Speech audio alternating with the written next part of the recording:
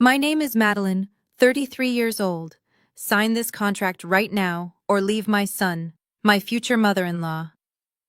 Beatrice hissed those words at our lavish engagement party, slamming a 50-page legal document onto my table in front of hundreds of people.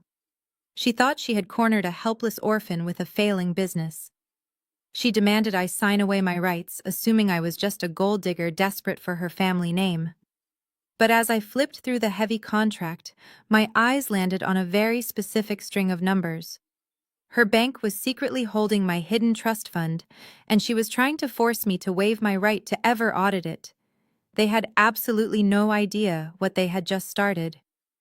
Before I continue this story, let me know where you are watching from in the comments below. Hit like and subscribe if you have ever had to outsmart a toxic family that tried to ruin your life. The crystal chandeliers of the Kensington Country Club cast a harsh light on the 200 elite guests murmuring around me.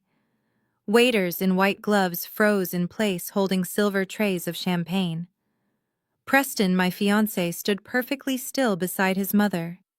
Instead of defending me, he stared down at his expensive Italian shoes. Beatrice towered over me in her emerald designer gown. Her voice was intentionally designed to carry across the room. It was sharp and commanding, ensuring every wealthy socialite and bank executive could witness my public humiliation. "We all know why you are really here, Madeline," she announced. Her heavy diamond bracelets clinked together loudly as she tapped her manicured finger against the thick prenuptial agreement. "You run a measly little marketing business that barely makes rent each month. You have no family, no pedigree, and no financial safety net. You came from the foster system, a nobody from nowhere, and now you want to secure your future using my son. Sign the paper, prove you are not just a desperate charity case trying to siphon our legacy."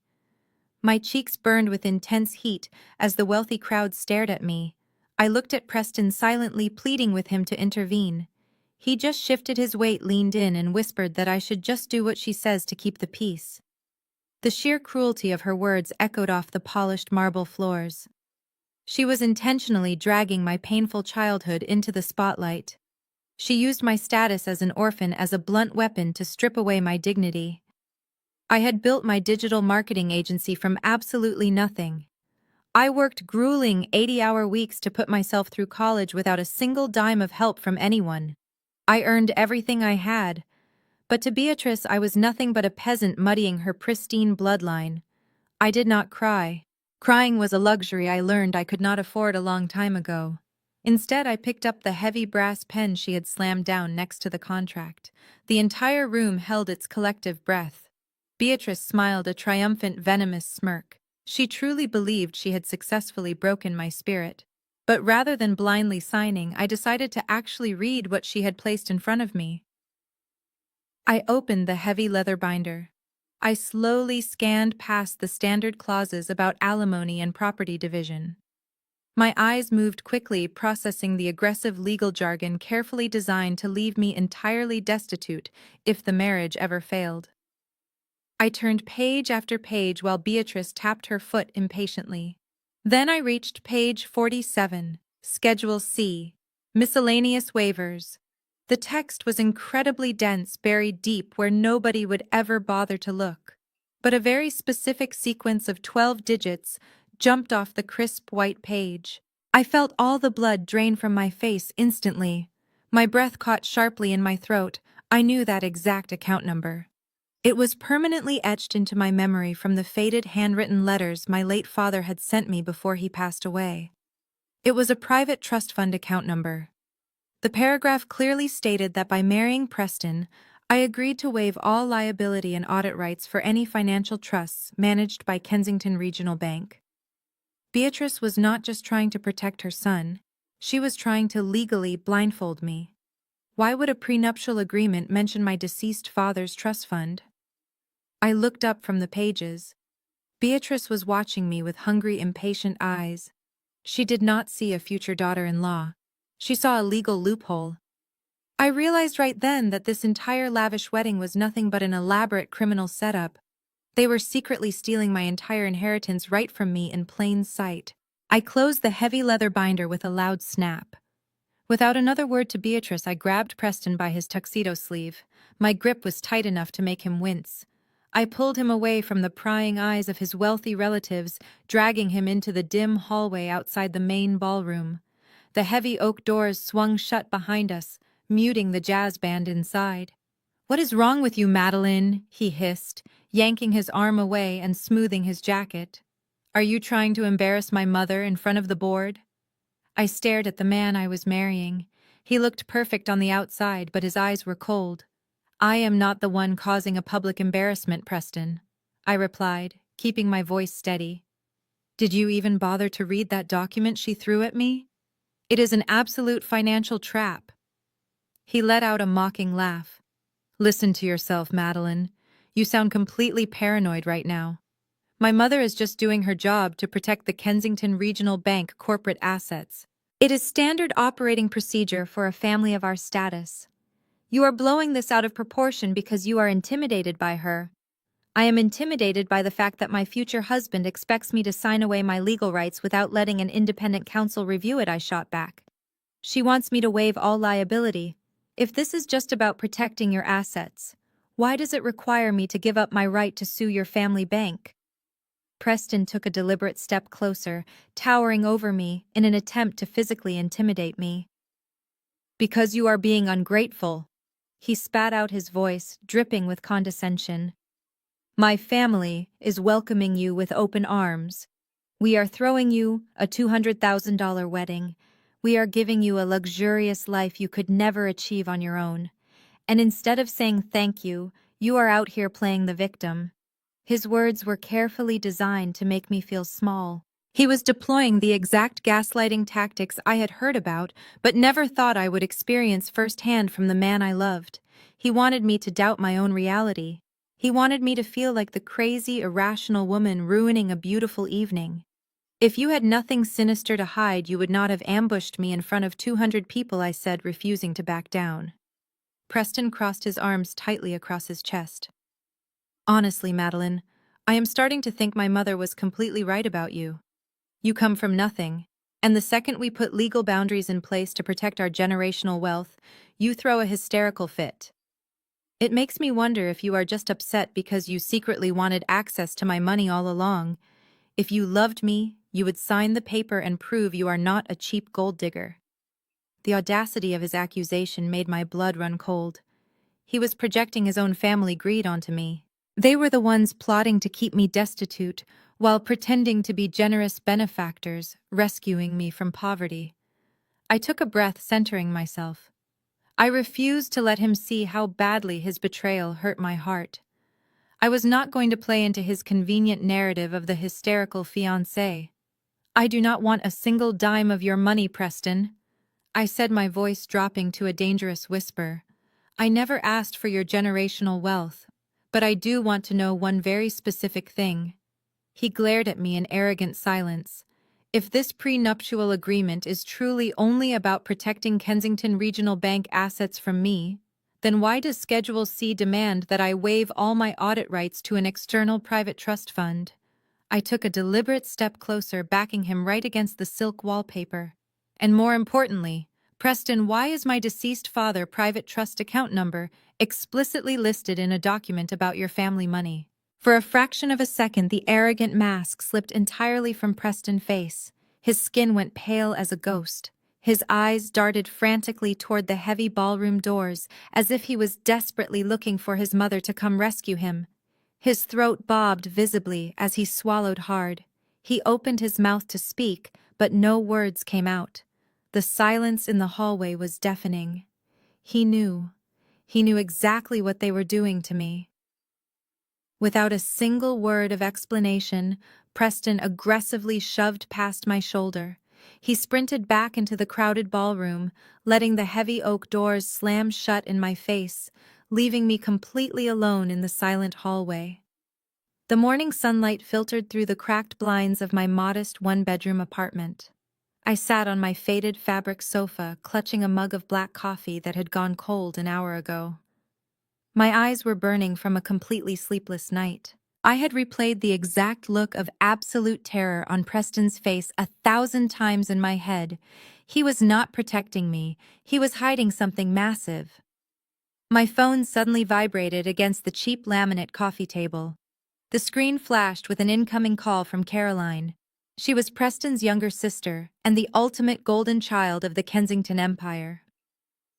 I took a deep breath, bracing myself for whatever venom she was about to spit at me, and accepted the call. "You are entirely unbelievable, Madeline," she snapped immediately. "No hello, no polite greeting, just pure unfiltered hostility. Do you have any idea how much damage you did last night? My mother had to spend the entire evening doing damage control with the bank board members because you decided to throw a dramatic tantrum in the hallway like a spoiled child." I kept my voice perfectly flat, refusing to give her the emotional reaction she was craving. "I simply asked a question about a legal document, Caroline. If asking a question ruins a party, then the party was built on a lie." She let out a sharp, condescending laugh. "Oh, please spare me your fake righteous indignation. You are just bitter because you are out of your depth. You do not understand how real wealth operates because you have never had a single thing to your name. In fact, I am sitting in my brand new customized Porsche right now. It cost $150,000. The family bank paid for it in full yesterday morning as a simple early wedding gift for myself. That is the kind of power my family has. You should be down on your knees thanking my mother for even allowing you to breathe our air instead of questioning her business practices." Her words were meant to crush my self-esteem. She wanted me to feel microscopic compared to their vast generational wealth. But her arrogant bragging about the family bank freely handing out luxury sports cars only fueled the burning suspicion in my gut. I ended the call mid-sentence without saying goodbye. I tossed my phone onto the cushion and walked straight over to my small desk. I pulled out my old laptop. It was time to stop asking them questions and start finding my own answers. I booted up the machine and plugged in a heavy encrypted hard drive. It contained the complete digital archives of my late father. He had meticulously scanned every single financial record before his sudden passing. I had not looked at these files in over a decade because the grief was always too heavy to bear. But today the grief was entirely replaced by a freezing, calculating anger. I opened the folder labeled Estate Planning and began searching for the specific 12-digit account number I had memorized from the prenuptial agreement last night. It took me 45 minutes of digging through dense PDF files before I finally found it. The document was titled Irrevocable Trust Agreement. My hands physically shook as I clicked to open the digital file. I began reading the heavily highlighted text my father had left behind. My father had not died penniless like I had always assumed. He was a quiet, brilliant software pioneer who sold his early patents for an absolute fortune. According to page 3 of the document, my father had placed exactly $12 million into a secure trust fund for my future. The terms were explicit and legally unbreakable. I would inherit the entire $12 million sum free and clear on my 35th birthday. However, there was a secondary condition. If I entered into a legally binding marriage before turning 35, the entire trust would immediately unlock and transfer full financial control over to me. I stared at the glowing screen as the horrible truth began to click together piece by terrifying piece. I was 33 years old. My wedding to Preston was scheduled for next month. Marrying him would automatically unlock a massive $12 million fortune I never even knew existed. But why was Beatrice demanding I sign a waiver of liability regarding this specific account? I scrolled down to the very last page of the agreement to find the signature of the financial institution my father had entrusted to safeguard my money. My blood turned into ice water. The designated financial trustee, tasked with managing my $12 million for the last decade, was listed in bold black ink. It was Kensington Regional Bank. 2 hours after discovering the horrifying truth about the trust fund, my phone rang again. It was Beatrice. Her voice flowed through the speaker with a sickeningly sweet tone that made my stomach turn. She insisted we meet for a late morning tea at the Kensington Country Club to smooth over the unfortunate misunderstanding from the night before. I knew what she was doing. She was attempting a classic isolation tactic. I changed into a tailored suit, locked my apartment, and drove to the sprawling private estate. The club was a fortress of generational wealth. Valets parked luxury vehicles, while members in pristine white tennis outfits sipped expensive cocktails on the veranda. I was directed to a private cabana overlooking the 18th hole. Beatrice was already seated wearing a wide-brimmed hat and a pastel silk blouse, looking like the picture of maternal perfection. She smiled brightly as I approached, waving her manicured hand to an empty chair across from her. "Oh, Madeline, dear, I am so glad you came," she purred, pouring me a cup of Earl Grey tea from a silver pot. "I want to apologize if Preston was a bit harsh last night. Men can be so protective of their family legacy. We just want to move past this silly tension and focus on your beautiful wedding." Before I could even respond, Beatrice reached into her designer handbag and pulled out a crisp ivory envelope. She slid it smoothly across the glass table. Inside was a cashier check made out to my name for exactly $50,000. I stared at the sum and then looked up at her perfectly powdered face. "Consider it a peace offering," she said, taking a delicate sip of her tea. "Use it for the floral arrangements or a spectacular honeymoon in the Maldives. You have worked so hard to build your little marketing business alone. You deserve a lovely treat. There is just one tiny favor I ask in return." She pulled a sleek black leather folder from the chair next to her and placed it right on top of the envelope. "The prenuptial agreement. I want you to sign this right now, Madeline. Let us not waste any more time or drag expensive lawyers into family matters. Just sign the papers, take the $50,000, and we can go back to planning the happiest day of your life." I kept my hands firmly in my lap, refusing to touch the gold pen she offered. "Why are you rushing this, Beatrice?" I asked, maintaining a calm and neutral expression. "Why are you so desperate to bypass a standard legal review?" Beatrice let out a soft, condescending sigh. She adjusted her diamond necklace, her fake smile tightening at the corners. "Madeline, you are a very sweet girl, and I admire your scrappy, independent spirit, I truly do. But women like you who run these little internet businesses simply do not understand high finance. The corporate banking world is incredibly complex. It is far better to just let the men handle these intricate financial matters. You should be focusing on picking out napkins and dresses, not stressing your pretty head over legal jargon you cannot comprehend." Her blatant sexism was infuriating, but it perfectly revealed her entire strategy. She thought I was an uneducated charity case. She had no idea I had already read the trust documents and knew she was using her bank to bleed my $12 million inheritance dry. She thought $50,000 was enough to blind me to her massive federal crime. I slowly pushed the $50,000 check back across the glass table. The heavy paper slid smoothly, stopping right next to her teacup. "I appreciate the generous offer, Beatrice," I said, keeping my voice entirely devoid of emotion. "But I built my business by reading every single contract I sign. I will not put my name on a document that waives my rights without my attorney reviewing the specific trust fund liabilities mentioned in Schedule C." The transformation was instant and terrifying. The sickeningly sweet smile vanished from Beatrice's face, completely replaced by a look of absolute cold-blooded malice. The maternal facade dropped to reveal the ruthless corporate predator underneath. She leaned slowly across the glass table, invading my personal space. Her eyes narrowed into dark, dangerous slits. "Listen to me very carefully, you arrogant little brat," she whispered, her voice dripping with venom. "You are going to sign that contract today, because if you do not, I will make a few phone calls to my board of directors. I will personally make sure your little digital marketing agency loses every single corporate client it has in this city by tomorrow morning. I will bankrupt you before you even walk down the aisle." The chilling reality of her words hung in the air long after she walked away from the cabana. Beatrice was not making an idle threat. By Tuesday morning, the ruthless execution of her promise began. I sat at my agency desk, watching my inbox flood with cancellation emails. My 3 largest accounts pulled their contracts within hours. They all used the exact same vague excuses about sudden budget cuts and unexpected corporate restructuring. But I knew the truth.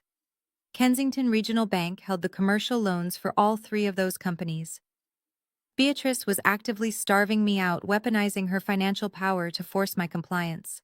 I stared at my plummeting business bank account, feeling the walls closing in. My heart raced as I frantically tried to formulate a backup plan to save my employees.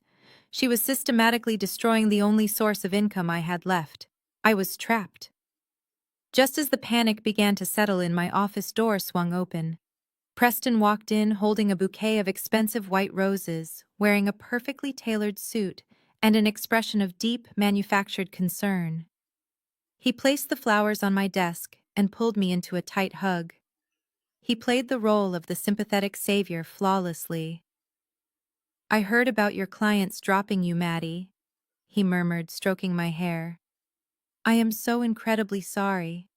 The market is just so volatile right now." I pulled back slightly, looking into his eyes. He knew exactly what his mother was doing. He was likely the one who gave her the client list. "You know she is not going to stop until she gets what she wants," he continued, his voice dropping to a soft, persuasive whisper. "Just sign the prenuptial agreement, Maddie. It is just a piece of paper. If you sign it today, my mother will back off entirely. We can replenish your business accounts with my money, and we can finally just be happy. Please do it for us." He was playing the good cop to her bad cop. It was a perfectly orchestrated psychological trap. If I fought back, I lost my business. If I signed the paper, I legally surrendered my $12 million inheritance and became complicit in their federal fraud. I needed more time to gather evidence before making my move. It took every ounce of strength I possessed not to scream at him to get out of my office. So I forced a small, defeated smile and nodded. I told him I just needed a few more days to process everything, but that I would cooperate with the wedding preparations. His eyes lit up with arrogant satisfaction, believing I had finally submitted to his control. The very next afternoon, Beatrice called to collect her prize. She demanded I meet her and Caroline at an exclusive bridal boutique downtown to finalize my wedding dress. When I arrived, the boutique owner had already closed the entire store for them. Caroline was sprawled across a pink velvet sofa, sipping champagne and looking at her phone with utter boredom. Beatrice stood in the center of the room, surrounded by racks of breathtaking, intricate silk gowns. But those gowns were not for me. Beatrice waved her hand dismissively at the designer pieces. She instructed the owner to bring out something much more practical. The woman emerged from a back room holding a stiff, plain polyester dress that looked like it belonged on a clearance rack from a decade ago. It was incredibly cheap and completely devoid of any elegance. "Try this one on," Madeline Beatrice commanded, taking another sip of her champagne. "Let us be realistic about who you are. There is absolutely no need to dress you up in imported Italian lace and pretend you come from royalty. This simple dress suits your modest background perfectly. It reminds everyone exactly where you came from. You should learn to appreciate your actual place in our society." Caroline snickered loudly from the sofa, holding her glass up in a mock toast. "It is giving charity case chic. I love it for you." I took the cheap, scratchy fabric from the owner. I walked into the fitting room and stared at my reflection in the mirror. They were trying to break my dignity piece by piece. They wanted me to walk down the aisle looking exactly like the impoverished orphan they believed me to be. I changed into the dress and stepped out. Beatrice nodded with a cruel, satisfied smirk. She turned to the register, tossing her heavy black credit card onto the glass counter as if she had just purchased a rescue dog. I stood on the fitting pedestal, feeling a cold, hard rage solidifying inside my chest. As I turned to walk back to the dressing room, I glanced through the massive front window of the boutique. Parked beside the curb next to the luxury SUVs was Jamal. He was leaning against the car door wearing a sharp suit and a completely unreadable expression. He was looking directly through the glass straight at me. He saw the hideous dress. He saw Beatrice throwing her money around. He witnessed the brutal dynamic of a family he was also trapped inside. He saw the entire humiliating spectacle. And in that brief moment, our eyes locked. Jamal gave me a slow, barely perceptible nod. It was a silent, piercing look that confirmed everything. He knew exactly what they were doing to me. That silent exchange with Jamal stayed in my mind all week. I finalized the cheap dress and smiled through every condescending remark. By Sunday evening, I was exhausted from the constant performance, but I knew I had to attend the weekly family dinner at the Kensington estate. A massive crystal chandelier illuminated a long mahogany table covered in expensive silver platters. Preston sat beside me, pouring himself a heavy glass of scotch. Caroline was sitting directly across the table, scrolling lazily on her phone. Jamal wore a crisp white shirt, sitting perfectly still. He barely spoke, but his sharp eyes missed nothing. The tension began to rise the moment the first course was served. Preston quickly turned his attention toward Jamal. Tearing down anyone they secretly viewed as beneath them was a Kensington family sport. So, Jamal Preston began swirling the amber liquid. I saw you traded in your old sedan. Did Caroline finally convince you that driving a domestic car ruins the aesthetic of her driveway? Or did you scrape together a bonus from your little public sector law firm? Caroline laughed, a high-pitched grating sound. Oh, please do not tease him, Preston. His people are frugal. It is his background. He did not grow up summering in the Hamptons like normal people. The microaggressions were veiled as casual country club humor. They spoke to Jamal like an uninvited charity case graciously allowed at their table. They mocked his state university law degree and his quiet, disciplined demeanor. They genuinely believed his silence was submission. They had no idea they were mocking a man who was meticulously analyzing their every flaw. Jamal did not take the bait. He calmly sliced his steak, entirely unbothered. I prefer vehicles that hold their value, Preston, he replied. Flashy things often depreciate the fastest, especially when bought on credit. Preston's face tightened at the jab. He leaned forward aggressively, pointing his silver fork across the table. You always have this quiet, arrogant attitude, Jamal. It is incredibly disrespectful. You sit at our table eating our food and act like you are somehow morally superior. You should learn to be a lot more grateful for the lifestyle my sister provides you. The sheer hypocrisy of Preston lecturing someone about gratitude while actively stealing millions from my trust fund made my blood boil. The rage I had suppressed all week flared up. I opened my mouth ready to unleash a verbal assault on Preston. Before a single word left my lips, I felt a heavy gaze lock onto me. I looked across the table.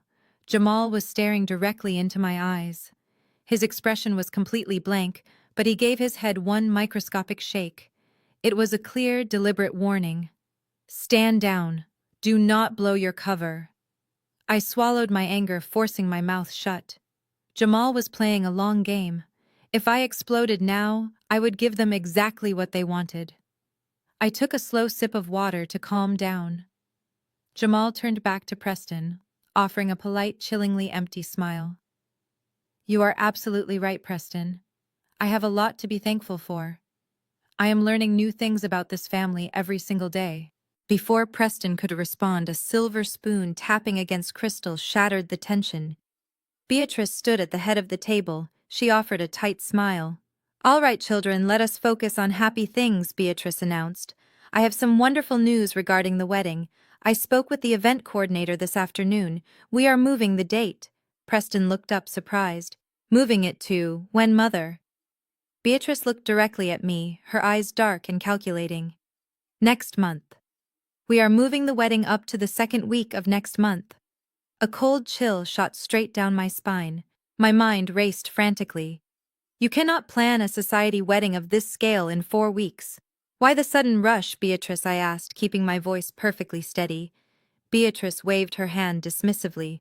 Oh, it is just a boring corporate necessity, Madeline. We have some complicated internal accounting cycles closing at the end of the quarter. For tax purposes and family trust restructuring, it is just far more beneficial for everyone if you and Preston are legally married before the audits begin. The room suddenly felt as if all the oxygen had been sucked out. Audits. My suspicion went into absolute overdrive. They were not just eager for a wedding, they were running out of time. The federal auditors were closing in on Kensington Regional Bank. Beatrice needed me to sign that prenuptial agreement and become Preston's legally bound wife immediately. If I did not, the missing $12 million would be discovered, and her entire family would go to federal prison. The clock was officially ticking. I pushed my chair back from the heavy mahogany table, muttering a polite excuse about needing some ice water. Beatrice offered a tight approving nod, clearly pleased that her sudden change of plans had seemingly stunned me into absolute silence. Preston did not even bother to look up from his phone. I walked down the long corridor of the estate, my heels clicking softly against the marble floors. I pushed through the swinging doors into the massive caterer kitchen.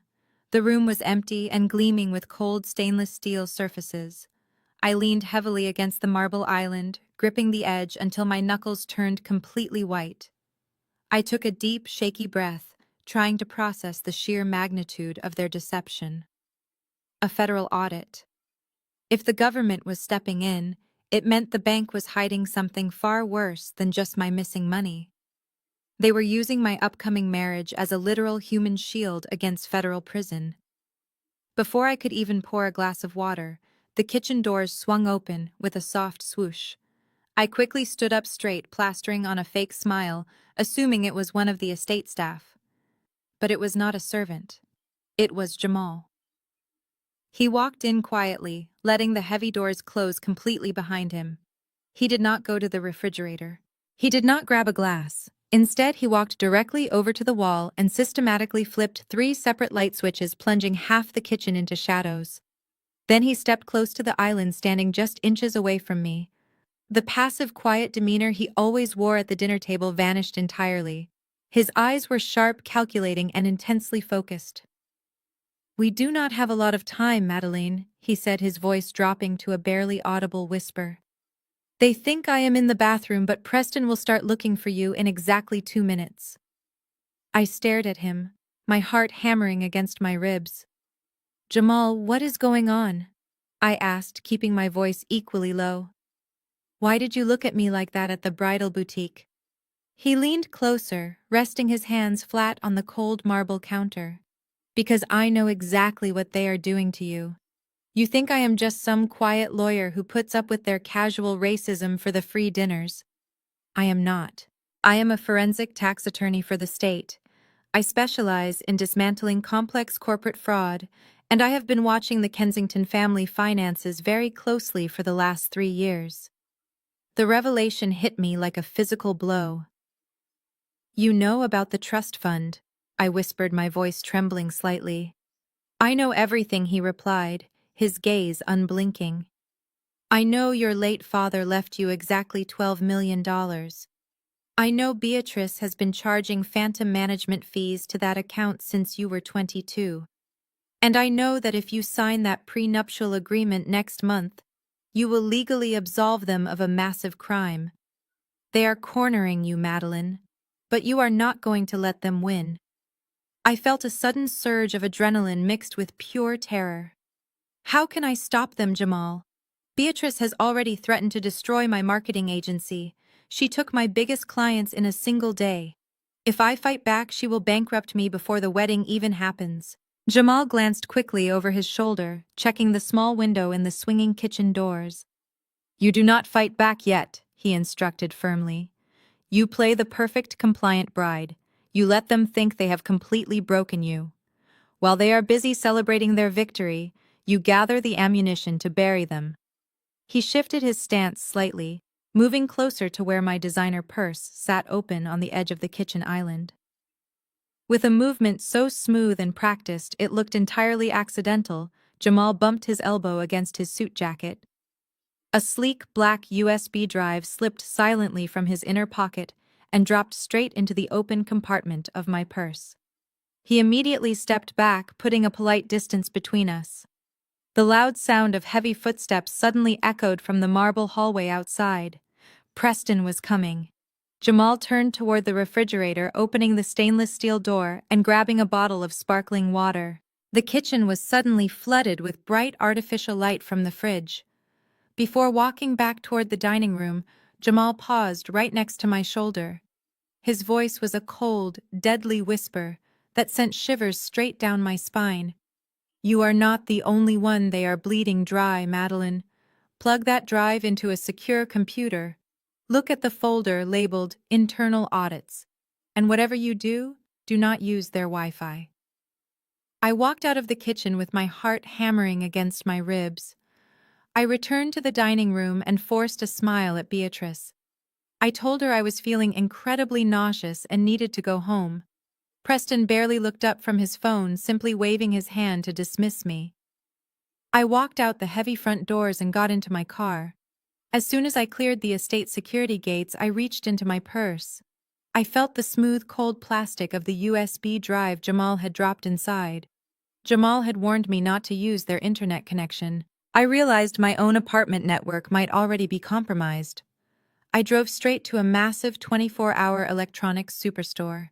I grabbed the cheapest basic laptop they had in stock.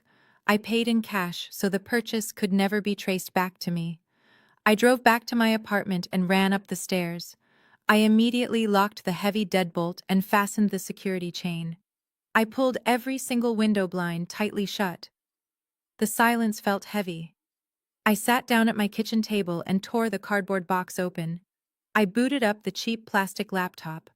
A prompt appeared asking me to connect to a local wireless network. I hit skip.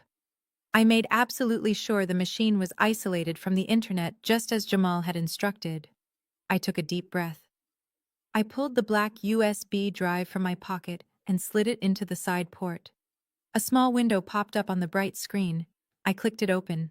The drive contained hundreds of nested folders holding tens of thousands of internal bank documents. There were balance sheets, email archives, and risk assessment reports. I scrolled down until I found the specific folder Jamal had mentioned. It was labeled Internal Audits. I opened the first master spreadsheet. The screen filled with endless rows of financial data belonging to Kensington Regional Bank. I am not an accountant, but I have run a business long enough to know what a failing company looks like. The numbers were catastrophic. Entire columns were painted in bright red, indicating massive, unrecoverable losses. The bank had overleveraged itself on toxic commercial real estate loans that had completely defaulted. They had absolutely no liquid cash reserves left. Kensington Regional Bank was entirely insolvent. Based on the daily cash burn rate, they were only a few months away from total collapse and a federal government takeover. The sheer scale of the disaster was paralyzing. Beatrice was not a brilliant financial mind. She was a desperate criminal trying to plug a sinking ship. I moved the cursor to the search bar at the top of the file directory. I slowly typed in the 12-digit account number of my late father trust fund. I hit enter. A single hidden ledger appeared on the screen. It was buried under layers of dummy shell companies. I clicked the file and the financial history of my inheritance loaded onto the screen. I scrolled to the very top to see the starting balance from 5 years ago. It sat at exactly $12 million. Then I looked at the transaction history. Every single month for the last 5 years, massive amounts of money had been silently siphoned out. There were deductions labeled as elite portfolio management fees. There were massive quarterly withdrawals categorized as external consulting retainers. I traced the routing numbers attached to the withdrawals.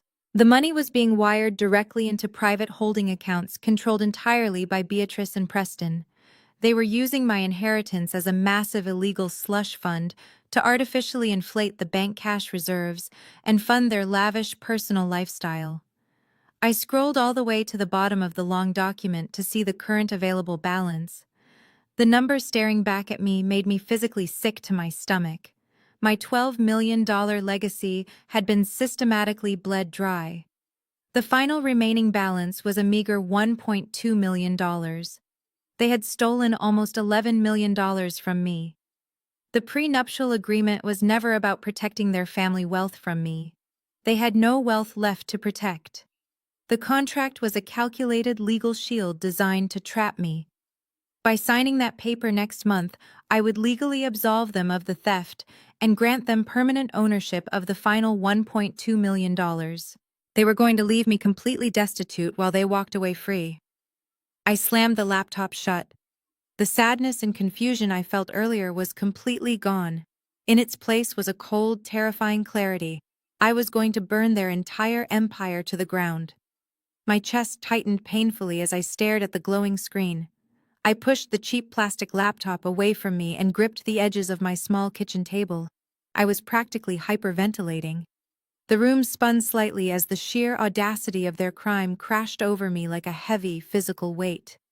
I closed my eyes and took a deep, shaky breath, trying to force oxygen into my panicked lungs. Beatrice and Preston had not just made poor corporate investments. They had orchestrated a systematic long-term financial hemorrhage of my inheritance. I pulled the laptop back and scrolled through the transaction logs again, my eyes scanning the endless rows of fabricated deductions. They had repeatedly charged exorbitant portfolio management fees for a dormant cash account that required absolutely zero active trading. They had authorized massive quarterly consulting retainers paid directly to anonymous shell companies. I cross-referenced the routing numbers and traced them straight back to private accounts registered under Kensington family names. They were bleeding my father's hard-earned legacy dry penny by penny, using his money to artificially inflate the balance sheets of a dying bank and fund Caroline's luxury lifestyle. It was textbook embezzlement, executed with terrifying arrogance. As my breathing slowly stabilized, the horrific puzzle pieces finally snapped together to form a clear, terrifying picture. The precise timing of their desperate scheme suddenly made perfect logical sense. According to the irrevocable trust agreement my father had meticulously established, the entire financial structure automatically dissolves on my 35th birthday. I am 33 years old right now. When that specific birthday arrived, the trust would legally transfer full absolute financial control directly to me. I would immediately gain the legal authority to demand a comprehensive independent audit of every single transaction made over the last decade. The second, an independent auditor, looked at these completely fabricated corporate ledgers, the missing $11 million would trigger an immediate federal banking investigation. Beatrice and Preston would be instantly exposed.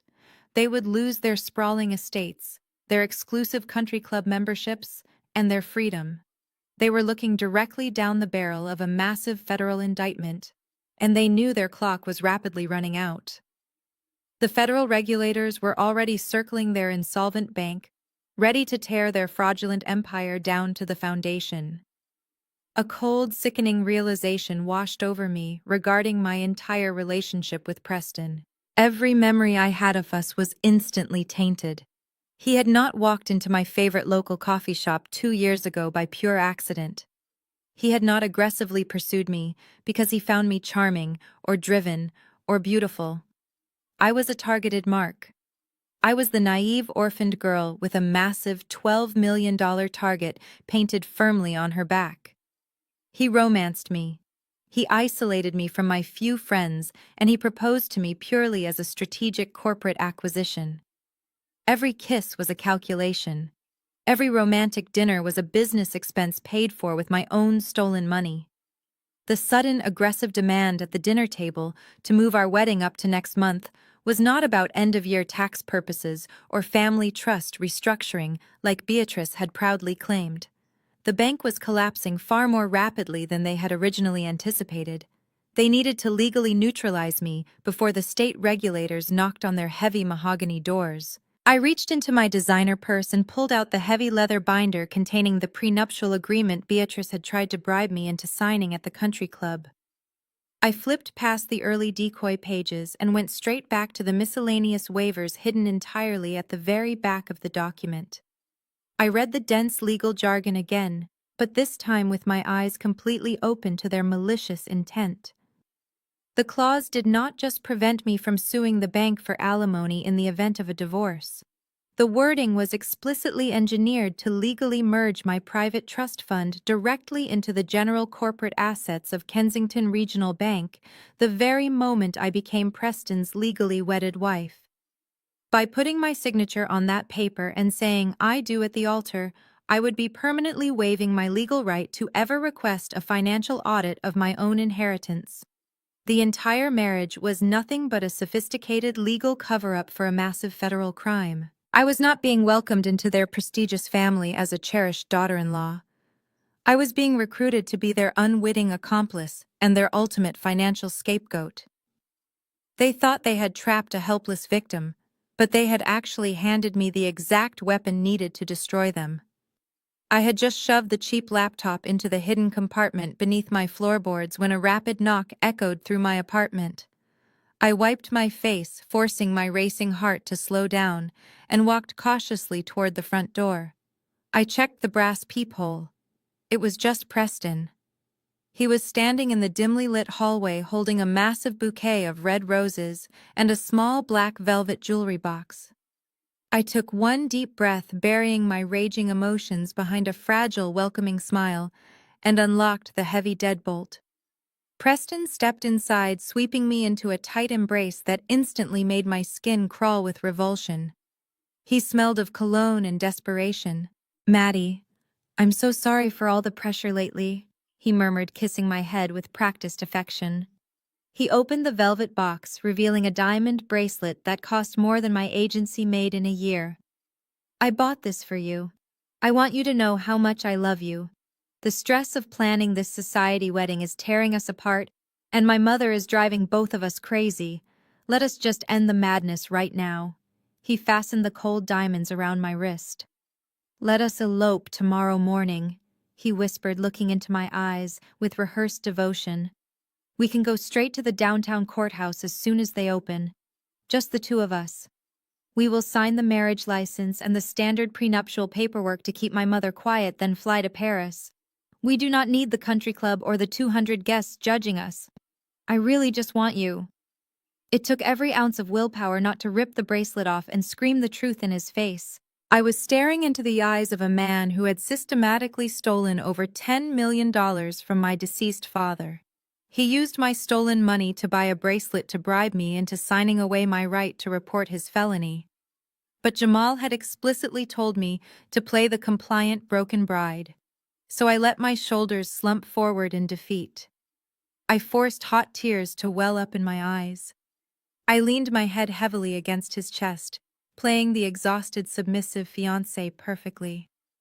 "Oh, Preston," I whispered, letting my voice crack with manufactured vulnerability. "I am just tired of fighting with your mother. I feel so incredibly overwhelmed and alone in all of this." He stroked my hair, relaxing, as he believed he had finally broken my defenses. "You are not alone," he promised smoothly, wrapping his arms tighter around me. "I am going to take care of everything for us. Just trust me, Maddie." I sniffled loudly and nodded against his expensive wool suit. I told him I loved him and that going to the courthouse tomorrow sounded like a wonderful, peaceful escape. He smiled, a genuine flicker of greedy corporate triumph crossing his face. Preston stayed the night to celebrate his victory. I lay awake for hours in the pitch dark of my bedroom, listening to the rhythmic rise and fall of his breathing. I pretended to be safely nestled in the arms of my future husband, while actually sleeping next to a corporate predator. Around 3 in the morning, his breathing finally deepened into a heavy, unshakable snore. I slipped out from under the warm covers with the silent, careful precision of a ghost. I crept to the nightstand where he left his phone charging. Preston was so confident in his manipulation that he never changed his passcode. I knew it was just his birth year. I picked up the glowing device, typed the 4 simple digits, and the home screen unlocked instantly. I moved silently into the hallway, closing the bedroom door just a fraction to block the glaring light. I bypassed his personal emails and went straight into his private text messages. I scrolled down to a pinned conversation with Beatrice. The messages from the past 48 hours were absolutely frantic. I pulled out my own phone and began taking high-resolution photographs of his illuminated screen, capturing every single damning word. Beatrice had texted him earlier that afternoon. "The bank board is panicking right now.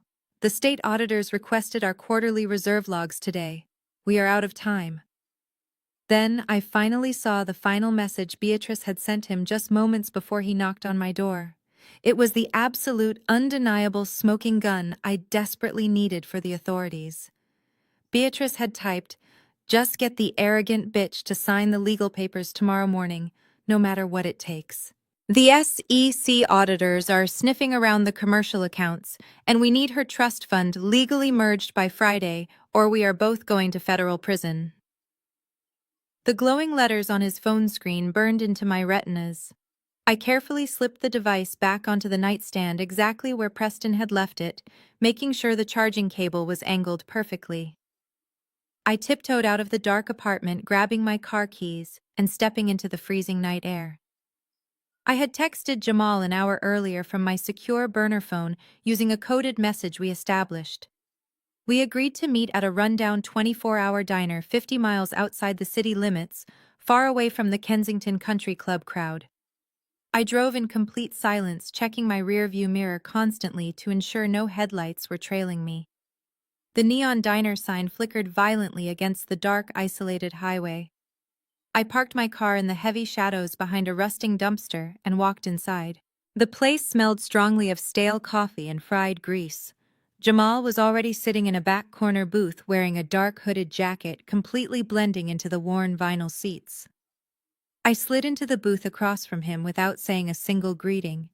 I simply placed my phone on the sticky table and pushed it toward him, displaying the clear photograph of the text message between Preston and Beatrice. Jamal read the frantic message, his jaw clenching so hard I thought his teeth might shatter. He let out a slow, heavy exhale, pushing the phone back to me. "They are officially panicking," he said, his voice barely above a whisper. "The state regulators issued the subpoenas yesterday morning. I saw the internal memos on the bank server. Beatrice truly thinks she can stall the federal agents until Friday by using your marriage license as a corporate shield." I leaned forward, folding my hands tightly together on the table. "I have the bank ledgers, Jamal. I saw the withdrawals. They stole $11 million from my father. I want them to burn for this. But why are you risking your own career to help me? You are married to Caroline. You are technically part of their elite inner circle." Jamal let out a bitter, hollow laugh that held absolutely no humor. "I am not family to them, Madeline. I am an insurance policy." He looked around the empty diner to ensure the waitress was out of earshot before pulling a thick folded document from his jacket pocket. He slid it across the table. I opened the file. It was a thick stack of federal tax returns filed under Kensington Regional Bank. But the signature at the bottom of the authorized auditor line was not Beatrice. It was Jamal. "I never signed those legal papers," Jamal whispered, his eyes blazing with a quiet, intense fury. "Caroline had full access to my state credentials. She and Beatrice have been systematically forging my signature on their fraudulent tax filings for the last 3 years. They purposely set me up as the ultimate fall guy. When the federal auditors inevitably raid that bank and find the missing millions, the entire paper trail will point directly to the aggressive black tax attorney who married into their wealthy family. They plan to feed me to the wolves to save their own skin.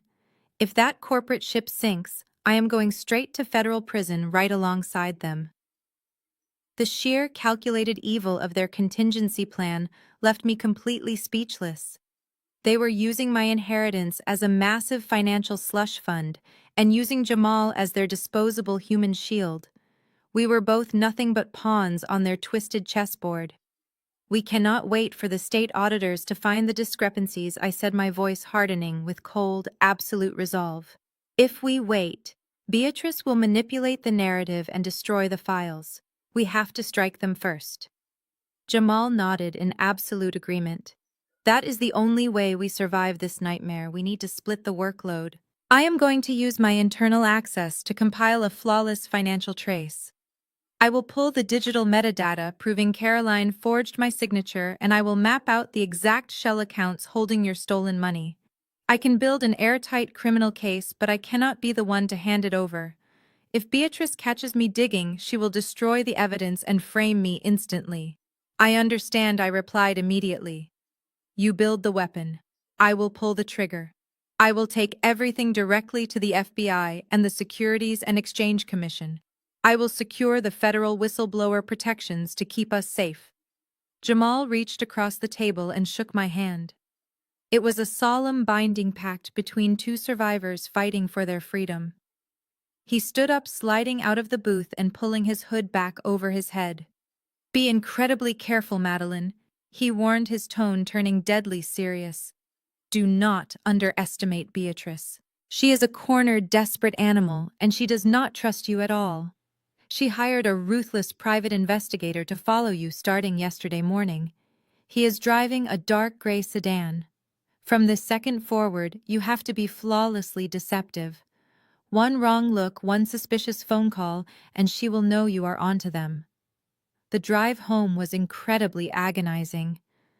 Knowing a private investigator was watching my every move, I walked into my building projecting the posture of a completely defeated woman. I forced myself to sleep for 3 hours. When the morning sun finally broke through my blinds, I picked up my phone.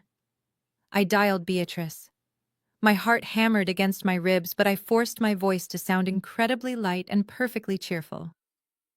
"Good morning, Beatrice," I said, pouring hot coffee. I wanted to apologize for my hesitation over the last few weeks. Preston and I talked last night, and I completely understand now. The prenuptial agreement is a standard procedure to protect the family legacy. I am ready to sign it today. I could practically hear her venomous smirk through the receiver. "Oh, Madeline, that is absolutely wonderful news," she purred, her voice dripping with fake maternal warmth. "I knew you were a smart girl. We can have everything finalized this afternoon. There is just one tiny detail I added, keeping my tone casually apologetic. I sent the document to a budget lawyer to look it over. He said I need to add a standard severability clause to page 40 to ensure the contract holds up if a state law changes. It is basic legal formatting. If your legal team can draft that minor addendum, I can come to the bank and sign the entire package immediately." Beatrice hesitated. A severability clause was meaningless in the grand scheme of her embezzlement, but it would force her legal team to redraft the final pages. It bought me exactly 48 hours of crucial stalling time while appearing completely compliant. "Fine." Beatrice sighed, sounding annoyed but victorious. "Come to my office at the bank at 2 o'clock. We will sign preliminary decoy documents today to get the process moving and execute the final amended version on Friday." I hung up the phone. I spent the next few hours getting dressed, choosing a modest beige dress designed to make me look like a submissive future daughter-in-law. I drove to the massive headquarters of Kensington Regional Bank. Knowing what I knew now, the entire building felt like a giant hollow illusion. The expensive marble floors and crystal chandeliers were entirely paid for with my stolen inheritance. A sleek elevator took me to the top-floor executive suite. Beatrice sat behind a massive mahogany desk, looking like a corporate queen who had conquered her final enemy. She gestured for me to sit across from her. A thick stack of preliminary legal documents rested perfectly centered on her desk, next to a steaming cup of black coffee. "You made the right choice, Madeline," she said, pushing a heavy gold pen across the polished wood. "Preston was so relieved this morning. We are going to have a beautiful wedding, and you are going to be a wonderful addition to our family." I smiled warmly, picking up the pen. I knew she was looking at me like a foolish sheep walking willingly into the slaughterhouse.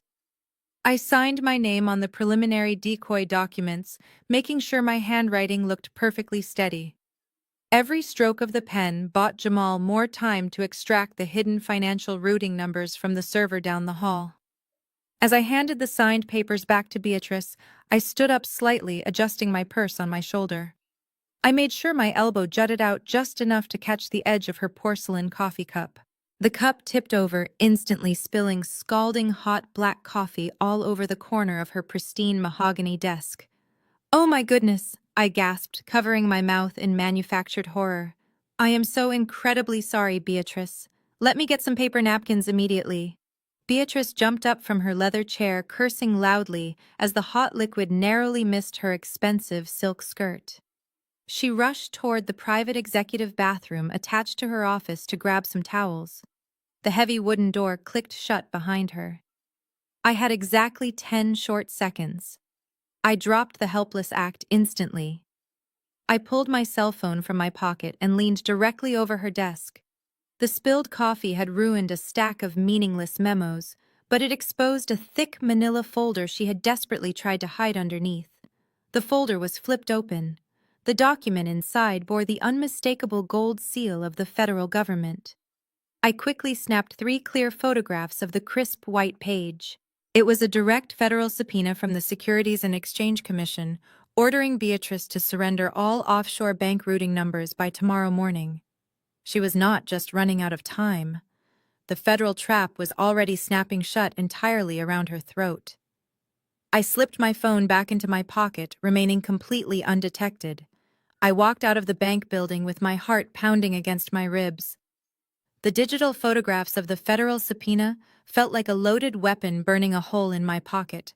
I had survived the lion den. But as I unlocked the door to my modest apartment, my brief sense of victory vanished completely. Preston was pacing frantically back and forth across my small living room. His usually perfect hair was disheveled, and his expensive suit jacket was discarded on my sofa. He looked absolutely terrified. "Maddie, thank God you are home," he gasped, rushing over and grabbing my shoulders. His palms were sweating. "I need your help immediately. We have a massive financial emergency." I kept my expression soft and concerned, masking the cold calculation turning in my mind. "What is wrong, Preston?" I asked softly. "Is the wedding budget overextended?" He let out a sharp manic laugh, running a hand through his hair. "No, it is not the wedding. It is an investment.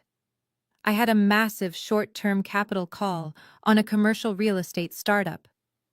If I do not wire $200,000 by tomorrow morning, I will lose my entire equity stake.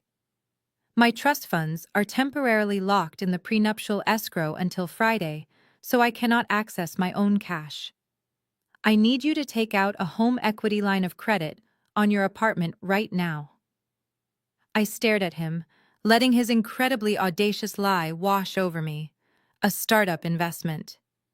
Thanks to Jamal compiling the financial trace last night, I already knew exactly where Preston was spending his nights. He did not have a startup capital call. He had a massive underground gambling debt. He owed a dangerous syndicate $200,000, and they were demanding immediate payment before he walked down the aisle. The sheer, unadulterated evil of his request pushed my internal rage to an absolute boiling point. This man and his mother had systematically embezzled $11 million of my father's hard-earned legacy. They had drained my massive trust fund to fund their luxury cars and country club memberships. Now desperate to save his own skin from violent bookies, Preston wanted me to mortgage the very last piece of property I owned. He wanted to strip away my only remaining shelter to cover his pathetic gambling losses, while preaching about investing in our beautiful future. I wanted to scream. I wanted to slap his perfectly moisturized face and tell him I knew everything. But I remembered Jamal warning in the dark diner. I had to remain flawlessly deceptive. "Oh, Preston, that sounds incredibly stressful," I whispered, placing my hands gently on his chest. "You have given me so much since we met. If mortgaging my apartment secures our financial future together, then of course I will do it. We are a team." The relief that washed over his face was absolutely nauseating. He genuinely believed I was the dumbest, most compliant woman on the planet. He pulled out his laptop, immediately pulling up an expedited online equity loan application through a rival bank. I sat beside him on the couch playing the obedient bride. I typed in my social security number and verified my apartment deed. Because I owned the property outright and had good credit, the automated underwriting system approved the $200,000 equity loan almost instantly. Preston kissed my cheek, his eyes gleaming with greedy desperation. "You are a lifesaver, Maddie. The funds should hit your account by tomorrow morning. Just wire the money directly to my personal checking account the second it clears. I have to go meet my broker right now to buy us some time. I love you so much." He grabbed his jacket and bolted out the door, leaving me alone. I walked over to the window and watched his luxury car speed away down the street. I felt the cold reality of the war I was fighting. The next morning, the bank notification pinged on my phone. The $200,000 from the equity loan was officially deposited into my checking account. Preston texted me 3 seconds later, demanding I send the transfer immediately. I sat at my kitchen table and opened my laptop. I logged into my banking portal, but I did not type in Preston routing number.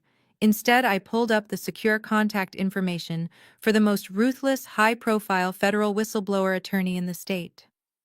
I typed in the law firm's secure trust account routing number. Without hesitation, I executed the wire transfer, sending the entire $200,000 directly to the attorney as a non-refundable legal retainer. Preston was not getting a single dime to pay his bookies. I just bought the legal firepower to send him to federal prison. 2 days later, I walked into an unmarked glass building in the financial district. I rode the private elevator down to the secure basement conference room. Sitting at the long steel table was Patricia Montgomery. She was the most ruthless corporate litigator on the East Coast. Beside her sat two federal agents wearing dark suits and stern expressions, Special Agents Reynolds and Carter from the White Collar Crime Division. I took a seat across from them, sliding my heavy leather tote bag onto the cold metal table. Patricia adjusted her glasses and looked at me with piercing gray eyes. "We received your wire, Madeline," she said, her voice sharp and strictly business. "You claimed on our encrypted intake call that you have actionable intelligence regarding the insolvency of Kensington Regional Bank. The federal government is already looking into their commercial loan defaults. What do you have that we do not already know?" I did not waste time with small talk. I reached into my bag and pulled out the black USB drive Jamal had given me. I slid it across the table toward Agent Reynolds. "I have the entire internal server logs," I replied, keeping my voice steady, "including the hidden ledgers. Beatrice and Preston have systematically embezzled $11 million from my private trust fund over 5 years. They used dummy shell corporations to siphon the money under the guise of elite management fees." Agent Reynolds raised an eyebrow, looking skeptical. He plugged the drive into his encrypted laptop. While the files loaded, I pulled out my phone and placed it on the table. I opened the photo gallery and pushed the device toward Agent Carter. "Here are the text messages between Beatrice and Preston from 3 nights ago," I explained. "They discuss forcing me to sign a prenuptial agreement to legally merge my trust fund into their general corporate assets before the SEC auditors discover the missing funds." I then pulled out the heavy prenuptial binder and placed it next to the phone. "Here is the contract Beatrice tried to force me to sign in front of 200 people at our engagement party. Schedule C contains the exact liability waiver designed to cover up their federal crimes.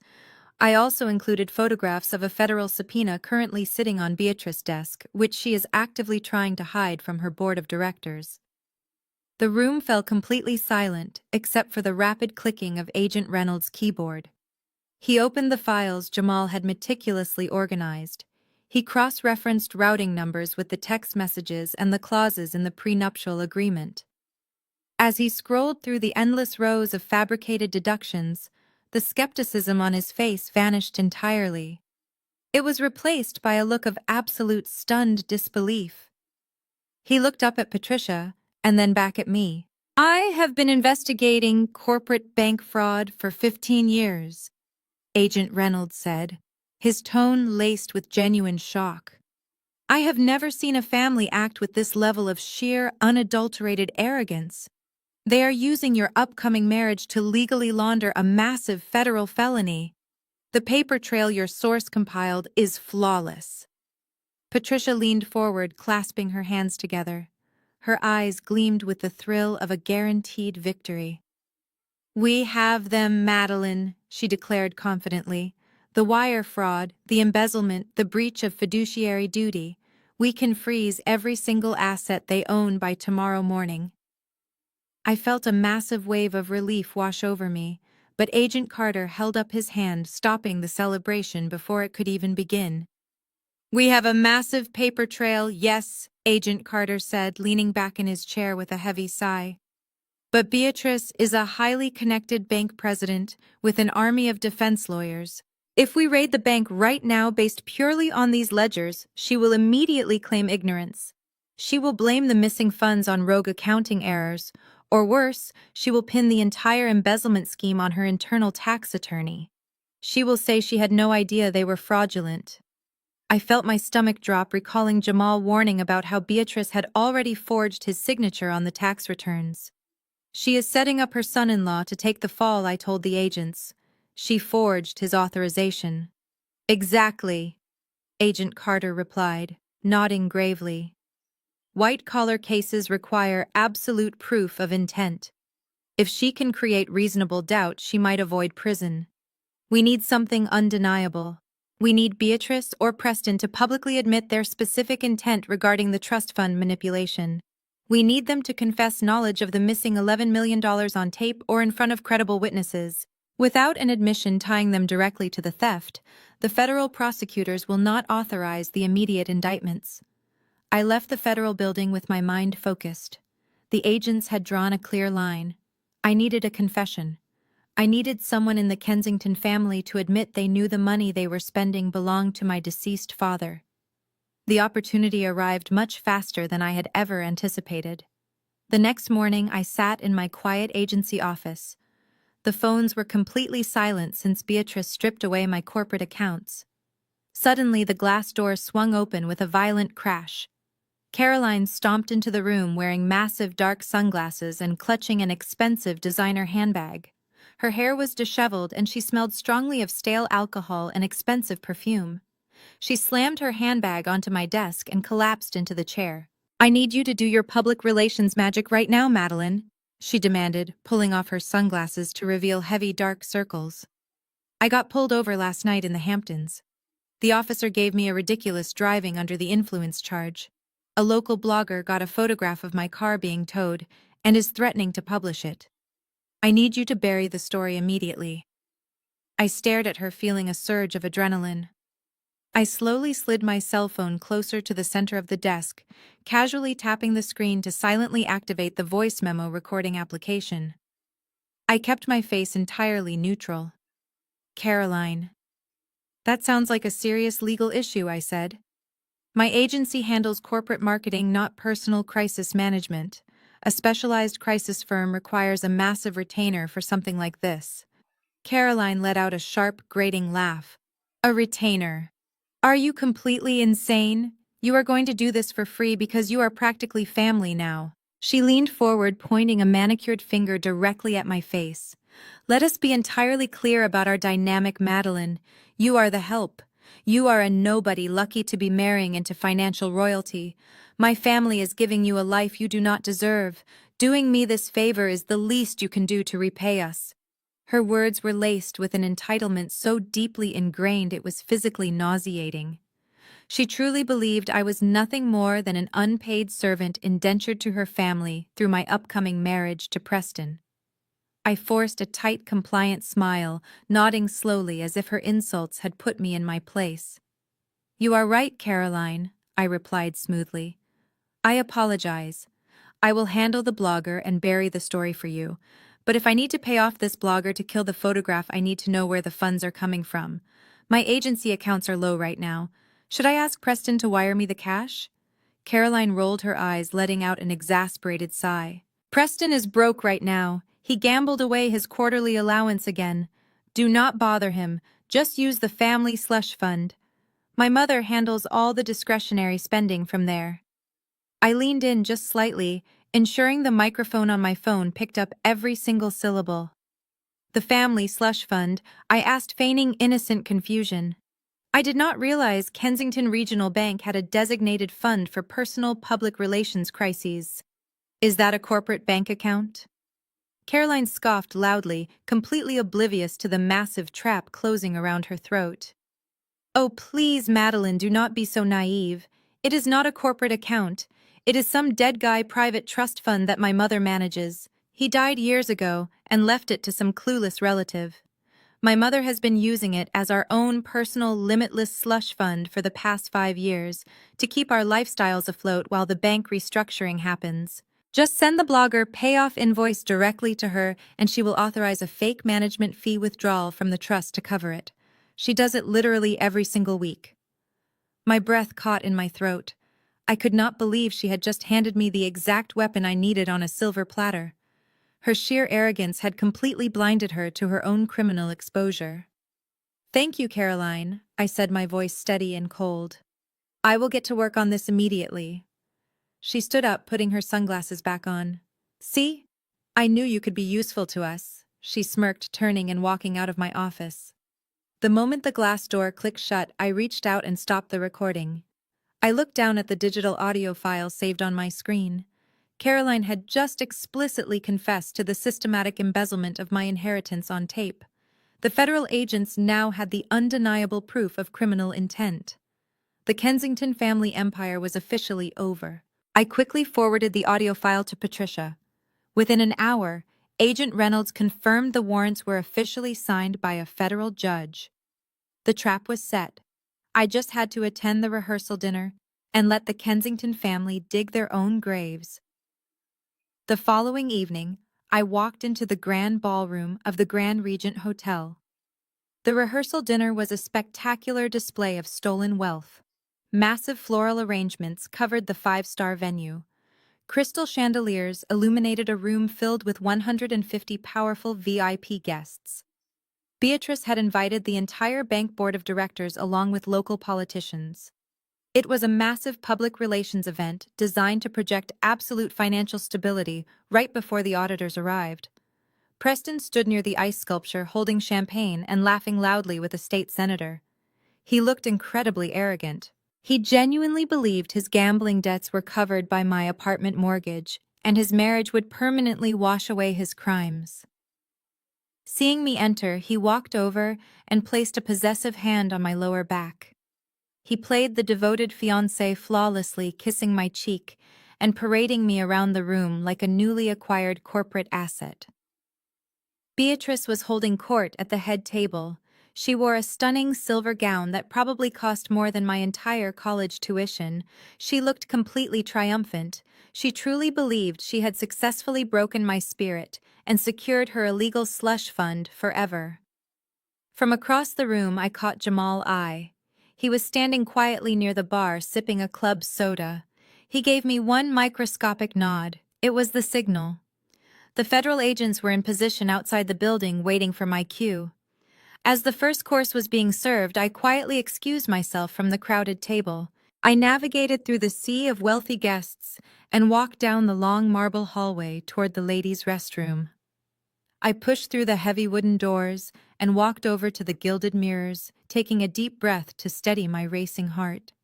I smoothed down the fabric of my dress, preparing myself for the explosive confrontation that was about to unfold. Before I could even turn on the gold faucet, the restroom door swung open with a violent thud. Beatrice stepped inside. Her silver gown shimmered under the vanity lights, but her face was entirely stripped of its fake maternal warmth. She reached behind her and pushed the heavy brass lock on the door, sealing us inside the empty marble room. She walked briskly toward me, her high heels echoing sharply against the tile floor. She did not say a single word of greeting. Instead, she reached into her designer clutch and pulled out a thick, folded stack of legal papers. It was the final legally binding prenuptial agreement, complete with the severability clause I had requested and the liability waiver that would permanently merge my trust fund into her bank assets. Beatrice slammed the documents down onto the marble counter right next to my hands. She pulled a heavy gold pen from her purse and placed it on top of the crisp white pages. "We are done playing these exhausting little games," Madeline Beatrice hissed, her voice dropping to a dangerous, venomous whisper. "The board members are sitting out there and the final quarter is closing. You are going to execute this contract right here and right now." I looked at the documents and then looked back up at her perfectly powdered face. I kept my posture entirely relaxed, refusing to give her the satisfaction of seeing my fear. "I thought we agreed to sign the final version tomorrow morning before the ceremony, Beatrice," I replied, keeping my tone soft and inquisitive. Beatrice took a threatening step forward, invading my personal space. Her eyes were dark and completely merciless. She cornered me against the marble sink, trapping me completely. "I do not care what we agreed to, you arrogant little brat," she snarled, her composure completely snapping. "You have stalled me for the absolute last time. Sign it now or you do not walk out of this bathroom." I looked at the heavy gold pen resting on the contract. The sheer desperation in her voice confirmed everything. She was an animal caught in a trap of her own making. I reached out and slowly picked up the gold pen. The cold metal felt heavy in my fingers. Beatrice let out a harsh breath of relief, assuming I was finally surrendering to her absolute authority, but I did not sign the paper. I looked up at Beatrice and allowed a slow, freezing cold smile to spread across my face. "I prefer to sign it in front of our guests," I said, my voice echoing with terrifying absolute calm. A beautiful show of unity. I walked down the marble hallway, my posture perfectly straight and my head held high. The cold dread that had controlled me for the past month was entirely gone, replaced by a sharp, burning adrenaline. I re-entered the grand ballroom, where the loud chatter and clinking crystal instantly washed over me. I returned and took my seat at the head table directly next to Preston. He smiled his greasy, confident smile, placing his hand over mine. "You look beautiful, Maddie," he murmured, entirely clueless about the trap closing around him. A moment later, Beatrice emerged from the hallway. She had expertly masked her frantic bathroom panic with a flawless layer of high society poise. She glided gracefully to the head table, holding the thick legal document tightly against her side. She picked up a silver spoon and tapped it gently against her crystal champagne flute. The sharp ringing sound cut clearly through the soft jazz music. The room of 150 elite guests immediately fell silent. Beatrice smiled warmly, wiping a completely fabricated tear from her eye. "Thank you all for gathering here tonight," she began, her voice echoing through the massive ballroom speakers. "We are here to celebrate the upcoming union of my son Preston and his beautiful bride Madeline. As many of you know, Madeline had a very difficult start in life. She grew up without the love and support of a real family. She came to us with absolutely nothing but a dream and a small, struggling business. But we did not look at her pedigree. We looked at her heart. We are so incredibly proud to open our arms and welcome this resilient orphaned girl into our prestigious legacy. It is a true, modern fairy tale." The crowd murmured with sickening approval. Some wealthy socialites actually dabbed their eyes, overwhelmed by the sheer manufactured generosity of the Kensington family. It was a masterful performance. She was publicly painting herself as a benevolent savior, while actively plotting to steal everything I owned. Beatrice turned to me, extending her manicured hand to invite me up to the microphone. "Madeline, dear, please come up here," she said, her voice dripping with fake affection. I stood up and walked to the podium, standing directly beside her. Beatrice placed the heavy prenuptial agreement onto the wooden stand right in front of the microphone. She held up the heavy gold pen for the entire room to see, making sure the board of directors had a clear view. "In today's complex corporate world, love must be built on absolute transparency and trust," Beatrice announced to the captivated audience. "To prove her pure intentions and to show everyone here that she is marrying my son for love and not for our family wealth, Madeline has graciously insisted on signing her prenuptial agreement right here before all of you." The room erupted into polite, enthusiastic applause. Preston stood up from his chair, clapping the loudest, looking like a proud, generous prince. He walked over to the podium, standing on my other side, boxing me in. "Go ahead, sweetheart," he whispered, leaning into my ear, his tone carrying a dark, underlying threat. "Show everyone how much you love me. Just sign it, and this will all be over." I looked out at the sea of expectant faces. I saw the bank board of directors sitting at the front tables, nodding in arrogant approval. They thought they were witnessing a brilliant corporate maneuver. They thought they were watching a helpless, naive girl surrender her entire future to protect their bottom line. Then I looked toward the back of the room. Jamal stood alone near the heavy oak doors. He did not clap. He simply gave me a single, decisive nod. The federal agents were in position. The absolute power they thought they held over me was nothing but a fragile illusion waiting to be shattered. I took the heavy gold pen from Beatrice. She exhaled a sharp, quiet breath of victory. I looked down at the contract, specifically at the liability waiver designed to steal my inheritance. I let the silence stretch for a long, agonizing moment. The applause faded away completely. The ballroom grew entirely quiet. Every single guest stared at me, wondering why I was hesitating to accept their magnificent charity. I slowly set the gold pen down on the wooden podium. I reached out and took the microphone from the stand.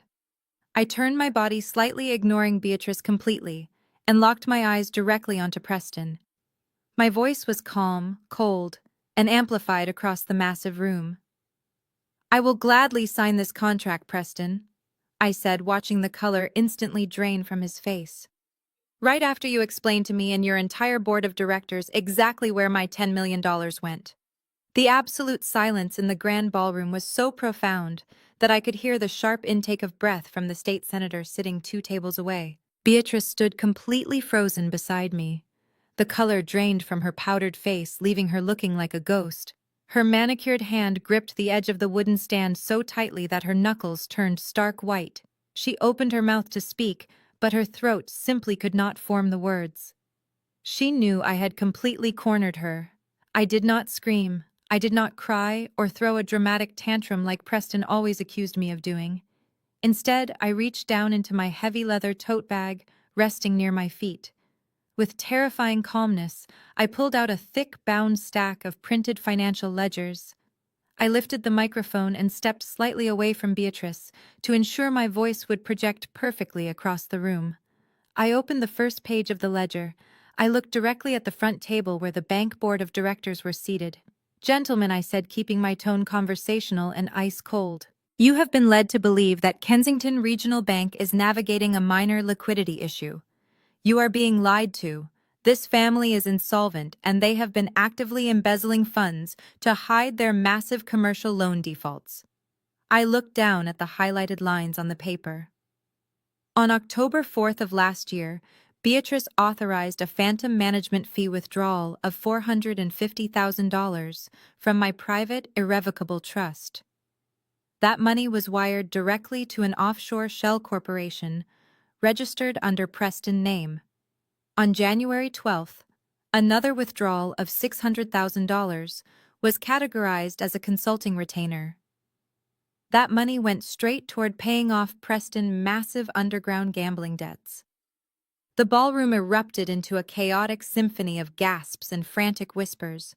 Chairs scraped loudly against the marble floor as several board members stood up in absolute shock. The chief financial officer of the bank turned entirely pale. He looked frantically between the documents in my hand and Beatrice, who was now visibly shaking. The carefully constructed illusion of the Kensington Empire was rapidly crumbling right before their eyes. I turned the page and read the next line without missing a single beat. On March 22nd, just 2 weeks after Preston proposed to me, another $800,000 was drained to cover the sudden margin call on Caroline Luxury Real Estate Investments. Over the course of 5 years, $11 million of my father's legacy was systematically stolen by the very people standing in this room. And this prenuptial agreement, I pointed to the document resting on the podium, was explicitly drafted to merge my remaining funds into their corporate assets by tomorrow morning. It was never a marriage. It was a calculated legal shield to hide their federal crimes from the state auditors. Preston finally snapped. The charming, sophisticated facade he had worn for 2 entire years shattered into a million pieces. His face twisted into an ugly mask of pure, unadulterated rage. He slammed his champagne glass down onto the table, shattering the crystal instantly. "Shut up, you psychotic liar!" he screamed, his voice cracking with panicked desperation. He stormed toward the podium, pointing an aggressive finger directly at my face. "She is completely insane, Mother. Do not listen to her. She fabricated those documents because she is a bitter gold digger trying to extort us. Someone call the hotel security and throw this crazy bitch out into the street right now." I stood my ground, refusing to take a single step back. I looked at him with absolute disgust. "The evidence is right here, Preston. The routing numbers match your private offshore accounts perfectly. The federal government already has every single piece of this data.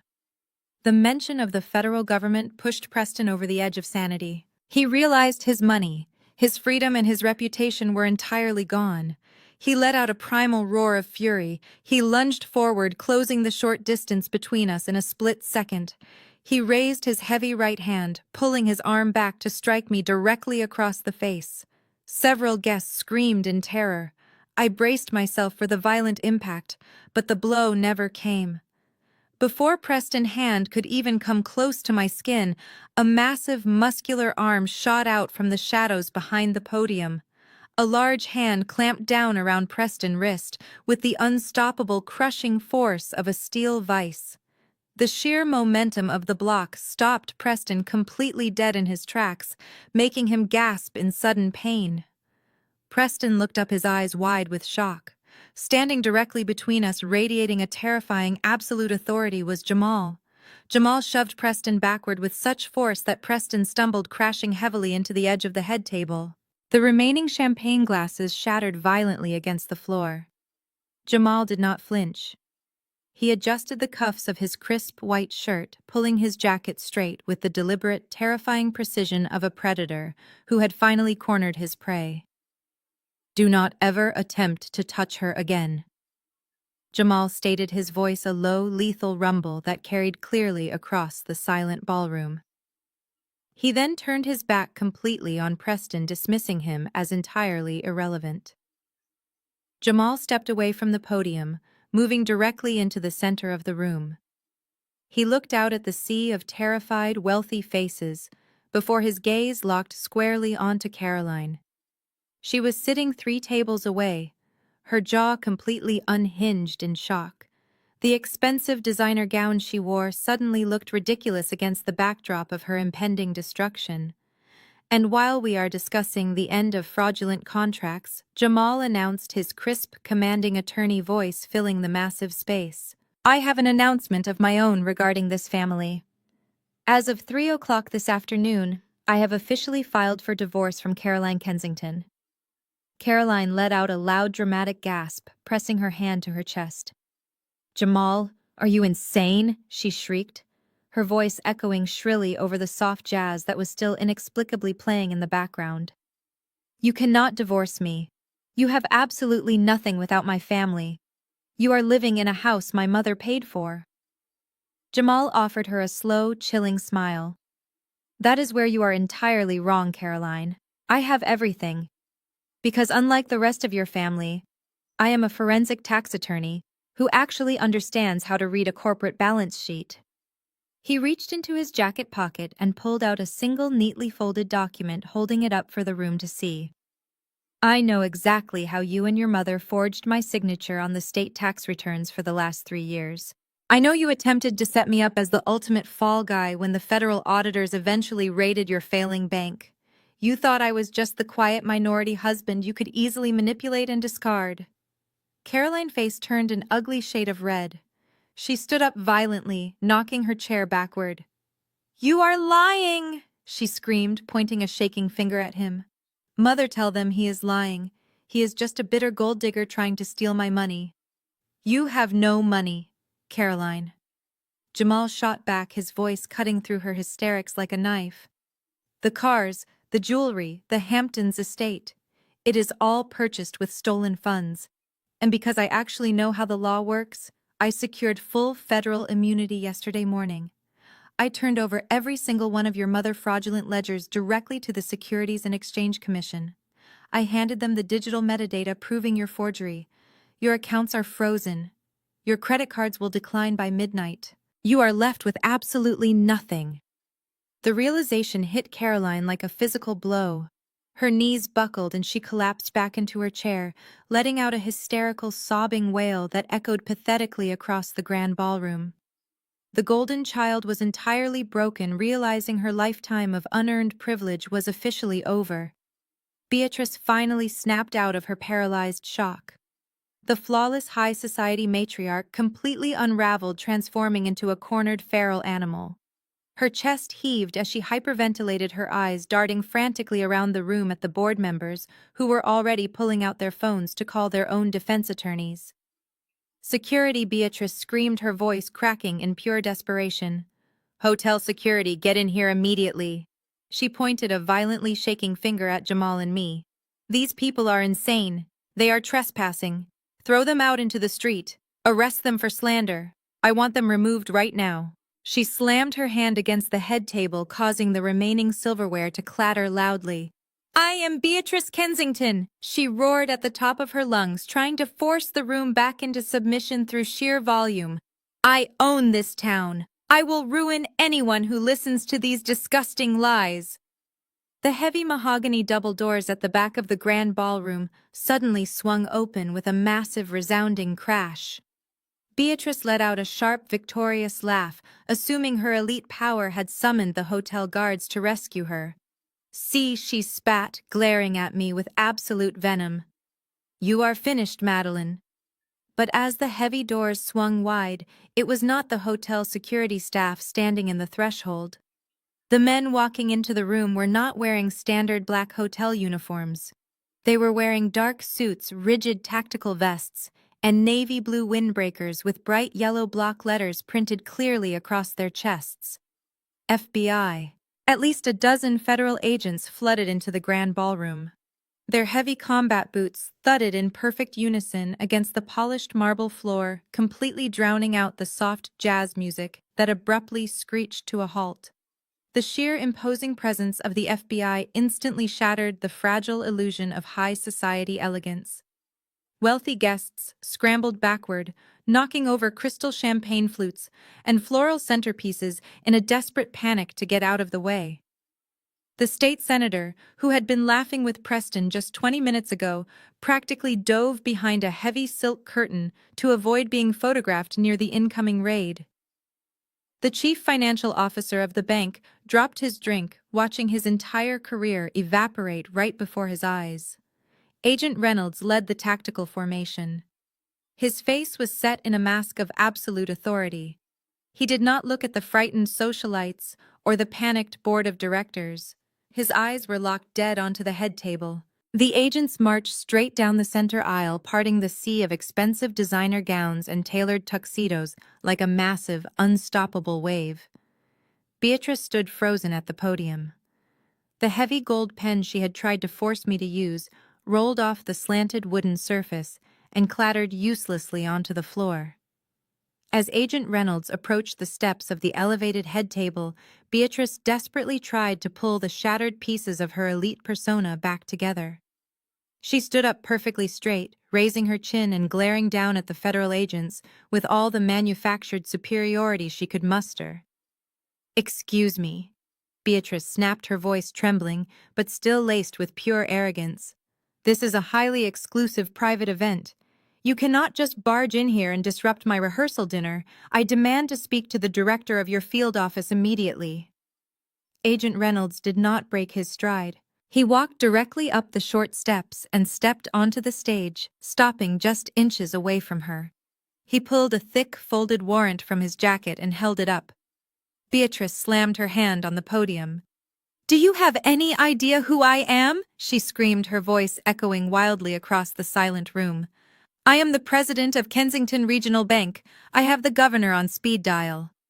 Agent Reynolds looked at her with eyes as cold as absolute zero.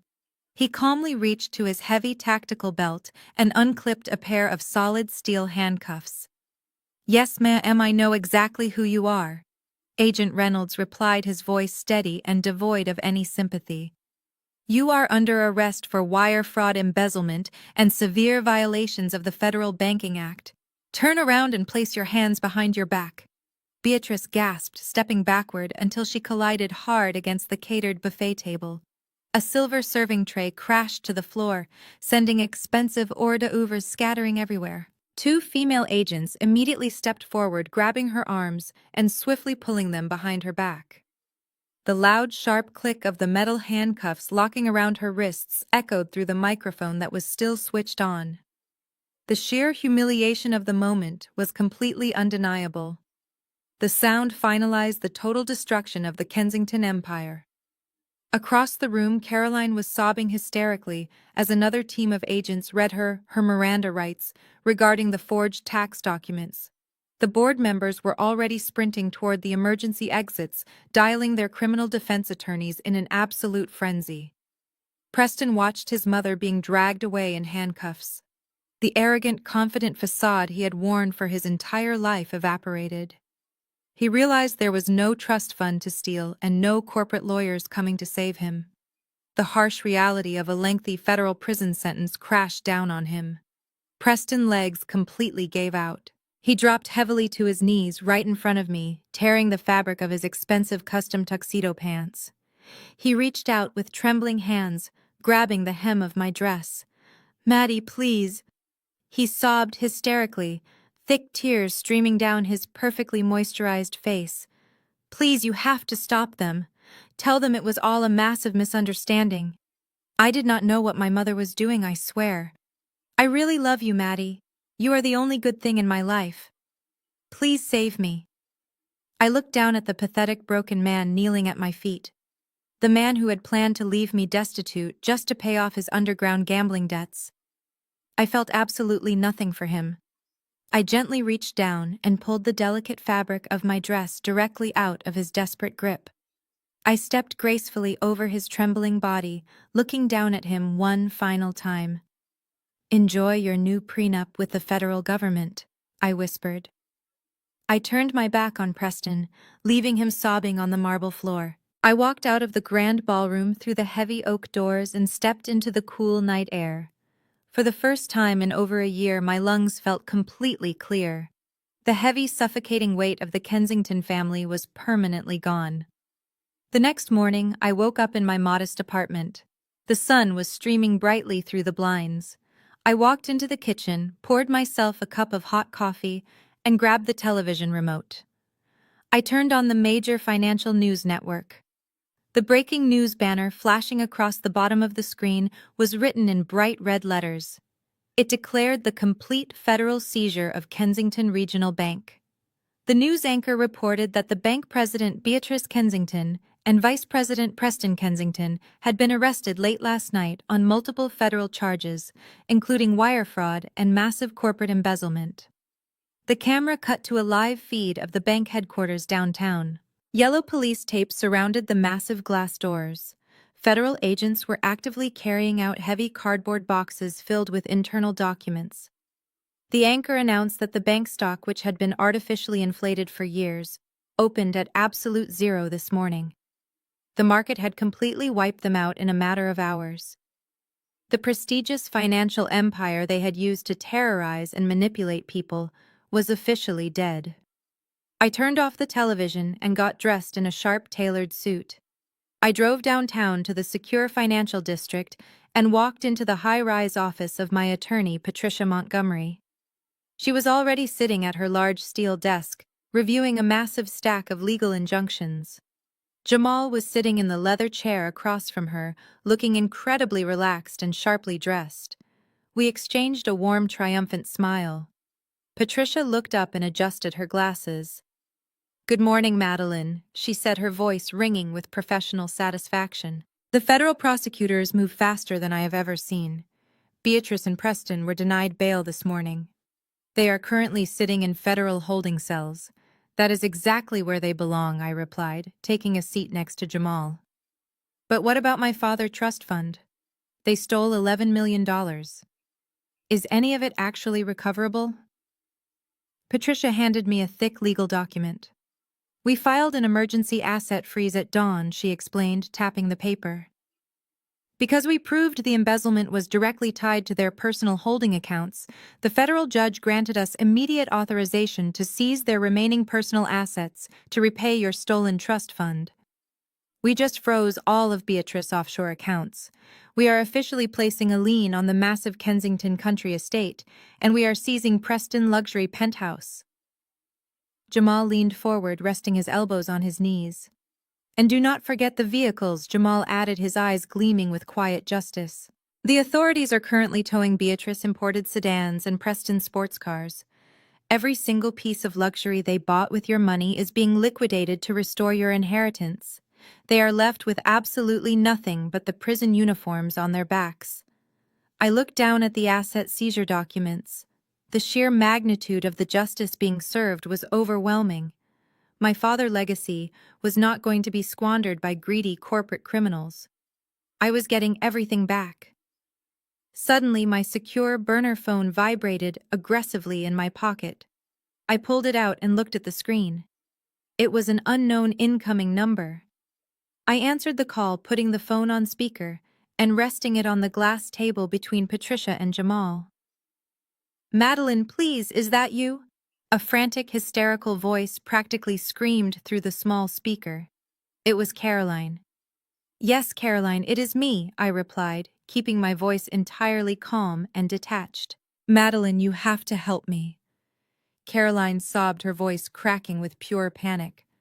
"I am standing in the lobby of a cheap motel off the highway. I tried to use my black card to book a room at the Four Seasons, but it was declined. I tried my secondary credit cards and my debit cards, but the bank said every single account under my name is completely frozen. I cannot even buy a cup of coffee. I am completely locked out of my own life." She paused, gasping for air before delivering her desperate plea. "I know my mother and Preston did some bad things to you, Madeline, but I had nothing to do with it. Please, I am begging you. Can you just wire me a small loan? Just a few $1,000s so I can afford a motel room and some food until I figure this out. I have absolutely nowhere else to go now." I listened to the desperate trembling in her voice. A year ago, or even a month ago, I might have felt a flicker of sympathy for her. I might have believed her tearful claims of innocence and wired her the cash just to keep the peace. But the memory of her sitting right in my office demanding free labor while casually bragging about my stolen inheritance was permanently seared into my brain. She was not a victim of circumstance. She was a willing, arrogant participant in a corrupt system that crushed anyone who stood in its way. I took a deep, steadying breath, feeling completely centered and detached from her manufactured crisis. "Caroline, you are a 30-year-old woman who has never worked a single day in her life," I said, my voice perfectly level and devoid of any emotion. "You sat in my office and laughed about using my dead father money as your personal slush fund. You called me the help. Now you expect the help to rescue you from the consequences of your own greed." I let the cold silence hang for a moment, letting the brutal, undeniable truth of her situation sink in. "The Kensington Regional Bank is permanently closed, Caroline. And so is my patience. Do not ever call me again." Before she could utter another hysterical sob, I pressed the red button and ended the call. I immediately navigated to my phone settings. I selected her burner number and hit block. I then went through my contact list and permanently blocked Beatrice and Preston. I blocked the estate landlines, the country club numbers, and the emails of every person associated with that toxic family. I deleted their contact files entirely, wiping their digital existence from my life. The ultimate boundary was officially enforced. No contact meant absolutely zero access. They had spent months trying to make me feel small and powerless. But in a matter of seconds, I had completely severed their access to my world. The psychological relief was instantaneous and profound. It felt as if a heavy, suffocating fog had suddenly lifted from my shoulders. I looked at Patricia and Jamal sitting across the table. They both nodded in silent, absolute approval. A week later, I was sitting in my own agency office. The phones were ringing constantly. The corporate clients Beatrice had aggressively intimidated into canceling their contracts had all called back, begging to reinstate our services after the massive banking scandal hit the national news. My business was thriving, recovering with a renewed, fierce energy. The glass door of my office swung open and Jamal walked in. I almost did not recognize him at first glance. He was not wearing the stiff corporate suits he used to wear to the Kensington family dinners. He wore a relaxed tailored blazer and a simple dark shirt. But the biggest change was his posture. He looked at least 10 years younger. The tense, guarded expression he always carried around Caroline was completely gone. He walked with the confident, easy stride of a man who was finally entirely free from a toxic environment. He walked over to my desk holding 2 paper cups of expensive artisan coffee. He handed one to me and took a seat in the guest chair. "I hear your marketing agency is acquiring some massive new accounts," he said, smiling warmly. I took a sip of the hot coffee, nodding. "The trash took itself out, Jamal. My business is doing better than ever." Jamal raised his paper cup slightly, holding it out toward me. I tapped my cup against his, sharing a toast. To outsmarting the elite, he said, his voice filled with genuine satisfaction. "They thought we were disposable. They thought they could use our skills to shield their own corruption. They underestimated our intelligence because they were blinded by their own arrogance." I smiled back, feeling a deep sense of mutual respect. "We survived because we did not play their rigged game," I replied. "We built our own." Jamal slowly set his coffee down and opened his briefcase. His expression shifted from relaxed to professional. He reached inside and pulled out a legal document bound in heavy blue paper. "Patricia asked me to drop this off on my way to the courthouse," he explained, sliding the document across my desk. "The federal judge finalized the asset liquidation rulings this morning." I looked down at the official court seal. Jamal tapped the front page, his smile returning wider than before. "The judge has ordered the absolute full restoration of your $12 million trust fund, Madeline. But because of the severe breach of fiduciary duty and the emotional distress they deliberately caused you, the judge did not just stop there. He has also awarded you massive punitive damages." I stared at the heavy blue paper resting on my desk, feeling the incredible weight of those words. Punitive damages. It meant the court recognized the profound malicious intent behind their actions. They had deliberately tried to destroy my life for their own corporate gain. Jamal smiled, leaning back in the guest chair. "We had won the battle, but the war was not officially over until the criminal sentencing concluded. The federal justice system moves deliberately, and the next 6 months passed in a whirlwind of depositions, asset seizures, and intense restructuring for my agency." The weather turned cold, giving way to a crisp autumn as the final court date finally arrived. It was a brisk Tuesday morning when Jamal and I walked up the wide concrete steps of the downtown federal courthouse. The imposing granite building stood as a silent testament to the absolute power of the law. We passed through the heavy metal detectors and rode the crowded elevator up to the 4th floor. The courtroom gallery was already packed shoulder to shoulder with local journalists, ruined bank investors, and former Kensington Country Club members who were all eager to witness the spectacular fall of their local corporate royalty. Jamal and I found 2 seats in the second row, directly behind the heavy wooden barrier that separated the gallery from the defense tables. The atmosphere inside the room was thick with anticipation. The heavy oak doors at the side of the courtroom suddenly clicked open, and a hush fell over the entire crowd. 2 armed federal marshals stepped into the room, leading the defendants. My breath caught slightly in my throat as I watched Beatrice and Preston shuffle into the courtroom. The transformation was absolutely staggering. The incredibly wealthy, arrogant socialites who had once terrorized me were completely gone. Gone were the emerald designer gowns, the heavy diamond bracelets, and the perfectly tailored Italian silk suits. Instead, Beatrice and Preston were wearing identical bright orange prison jumpsuits. Their wrists and ankles were bound by heavy steel chains that clinked loudly with every single step they took across the carpeted floor. Beatrice looked frail and completely stripped of her manufactured high society power. Her blonde hair was entirely graying at the roots, and her face was deeply lined with exhaustion and defeat. Preston walked with his head bowed, staring at the floor, unable to meet the eyes of the angry crowd. They took their seats at the defense table, looking incredibly small under the harsh fluorescent lights. The federal judge, a stern woman with decades of experience on the bench, banged her wooden gavel, demanding absolute silence. She looked down at the Kensington family with a gaze of pure judicial disgust. She spent the next 20 minutes explicitly detailing the sheer magnitude of their financial crimes. She spoke about the $11 million systematically embezzled from a deceased father and the horrifying audacity of using a sacred marriage contract to legally shield a massive corporate felony. Beatrice Kensington and Preston Kensington, The judge announced, her voice echoing with finality. You used your immense privilege and your financial institution not to build a community, but to aggressively prey upon an orphaned woman. Your actions demonstrate a breathtaking level of greed and a complete lack of basic human decency. Therefore, on the charges of wire fraud, corporate embezzlement, and severe breach of fiduciary duty, I am sentencing both of you to a maximum term of 15 years in a federal penitentiary.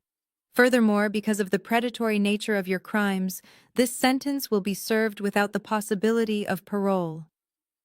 A collective gasp of shock and intense satisfaction rippled through the crowded gallery. 15 years without parole meant their lives as they knew them were permanently over. They would lose their entire prime in a concrete cell.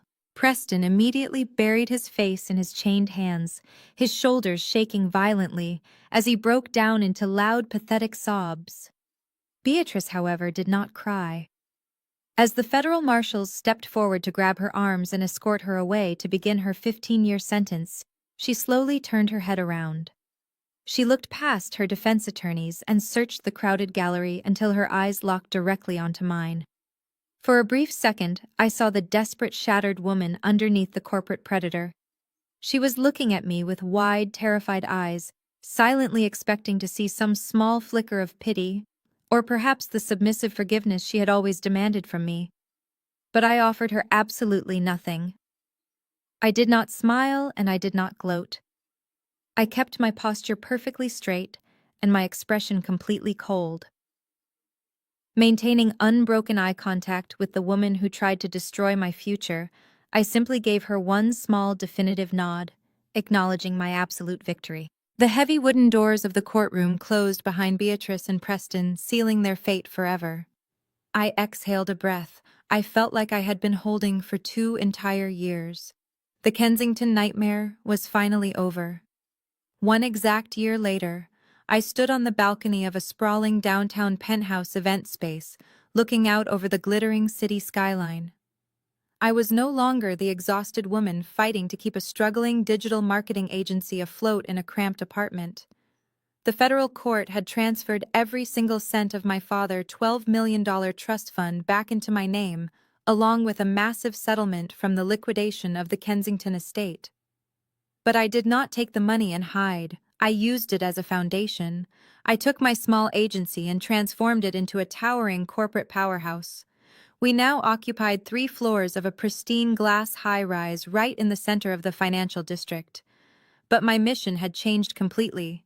I shifted my entire business model to specifically champion women entrepreneurs. We provided cutting-edge marketing, subsidized legal counsel, and comprehensive financial literacy programs for female founders. I made it my absolute life mission to ensure that no woman would ever be intimidated, isolated, or financially manipulated by predatory corporate bullies ever again. We taught them how to read complex ledgers, how to spot toxic contracts, and how to build their own impenetrable financial independence. Tonight was the inaugural charity gala for our new foundation. Unlike the suffocating fake high society events Beatrice used to host at her exclusive country club, this room was filled with genuine joy and authentic power. There were no hidden agendas or whispered insults disguised as polite conversation. The massive ballroom hummed with the vibrant energy of hundreds of brilliant self-made women networking and lifting each other up. Waiters circulated with silver trays of champagne while a lively jazz band played in the corner. I wore a stunning deep emerald gown that I purchased with my own hard-earned money. I felt completely radiant and entirely in control of my own destiny. A familiar, reassuring presence stepped up beside me at the balcony railing. Jamal handed me a glass of sparkling water and offered a warm, easy smile. He wore a perfectly tailored tuxedo, but the heavy defensive armor he used to carry around the Kensington family was entirely gone. Following the massive federal takedown, he had become a highly sought-after hero in the legal world. He was now a named senior partner at one of the most prestigious corporate law firms in the state, specializing in forensic financial defense. We clinked our glasses together, enjoying the peaceful view of the city below us. We had survived the ultimate betrayal together. We were no longer just two outsiders, forced to sit quietly at a toxic family dinner table. We were bound by absolute loyalty and mutual respect. Jamal was my truest chosen family. I leaned against the cool glass railing and looked back inside the beautifully illuminated ballroom. I watched a young tech founder eagerly pitch her startup to a room full of female angel investors. I listened to the rich, genuine laughter echoing over the music. My heart swelled with a profound sense of peace. I thought about the quiet, brilliant father I lost so many years ago. He had meticulously locked away a fortune, hoping it would provide me with a safe, comfortable life. He instituted the marriage clause thinking a husband would offer me an extra layer of security. He could never have predicted the absolute nightmare his wealth would attract. But as I watched the incredible community of strong, independent women I had helped build, I realized the profound truth of my journey. The trust fund he left behind actually did exactly what he always intended. It protected me. But it did not protect me by making my life easy or by handing me over to a wealthy family. It protected me by forcing me into the absolute fire. It forced me to uncover my own terrifying strength to burn down a corrupt empire and to forge myself into a woman who would never need a savior again. I turned away from the balcony and stepped back into the warmth of the ballroom. Jamal gave my shoulder a reassuring squeeze before blending back into the crowd to greet a group of excited investors. I walked slowly through the room, absorbing the vibrant energy of the life I had built. As I watched these incredible women networking and sharing their ambitions, I could not help but reflect on the twisted family dynamic that had almost destroyed me. The Kensington family operated on a viciously simple psychological system. They required a golden child and a scapegoat to survive.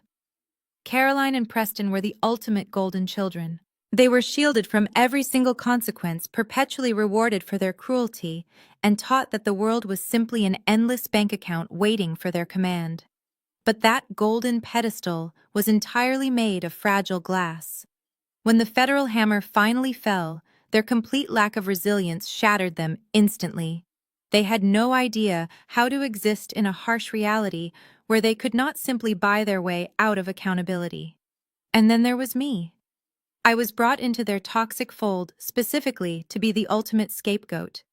They looked at my modest background and my lack of a living family, and they saw the perfect disposable human shield. They genuinely believed that because I had grown up without extreme wealth, I would be so desperately grateful for a seat at their mahogany table that I would never dare to question the menu.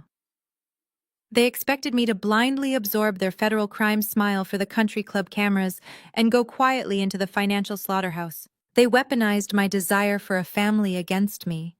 They thought handing me an expensive bouquet of roses and forcing me into a cheap polyester wedding dress would be enough to keep me distracted while they drained my inheritance. But that is the fatal flaw of predators. They mistake a calm demeanor for stupidity. They mistake kindness for weakness, and they mistake silence for submission. If I could impart one absolute truth to the women standing in this room, and to anyone who has ever felt trapped by a toxic dynamic, it would be this. Your true power never lies in the man you marry or the prestigious family name you are invited to take. Your absolute, unbreakable power lies in your own financial independence. When someone else controls your bank account, they control your reality. They dictate your choices, your voice, and your freedom to walk away. The moment Beatrice told me not to worry, my pretty head about high finance, was the exact moment I knew I had to find those hidden ledgers. Society conditions women to ignore subtle red flags in the name of a fairy tale romance. We are taught to be accommodating when a partner isolates us from our friends, when they rush the relationship timeline, or when their family continually violates our boundaries. We are told to keep the peace. I am telling you to start a war. Do not ignore the red flags. Lean into them. Dig beneath the surface until you find the truth. True partnership does not require you to sign away your legal rights in a locked marble bathroom, and it certainly does not demand you blindly finance a failing empire. If you secure your own money, you secure your own ultimate leverage. You gain the power to stand up from any table where respect and transparency are no longer being served. The charity gala eventually wound down in a beautiful chorus of laughter and exchanged business cards. The jazz band played their final upbeat set, and the guests slowly filtered out into the crisp night air, carrying newfound corporate alliances and genuine hope. I stayed behind until the massive penthouse event space was completely empty. I thanked the catering staff for their flawless service, and then took the private elevator down to the executive floor where my agency offices were located. I walked down the quiet carpeted hallway and unlocked the heavy glass doors of my personal executive suite. The room was dark, except for the ambient golden glow of the city skyline pouring through the floor-to-ceiling windows. I walked over to my massive modern desk. It was perfectly organized, holding only my laptop, a sleek notepad, and a small, simple framed photograph of my late father. I picked up the silver frame and smiled, tracing the edge with my thumb. We had finally won. His brilliant legacy was safe, and it was actively changing the world for the better. I set the picture down and picked up my leather briefcase. I slid my laptop inside and snapped the brass clasps shut. I slipped into my tailored wool coat and walked slowly toward the exit. I paused at the doorway, resting my hand on the polished silver light switch. I looked back at the beautiful sprawling office I had built entirely from the ashes of their deceit.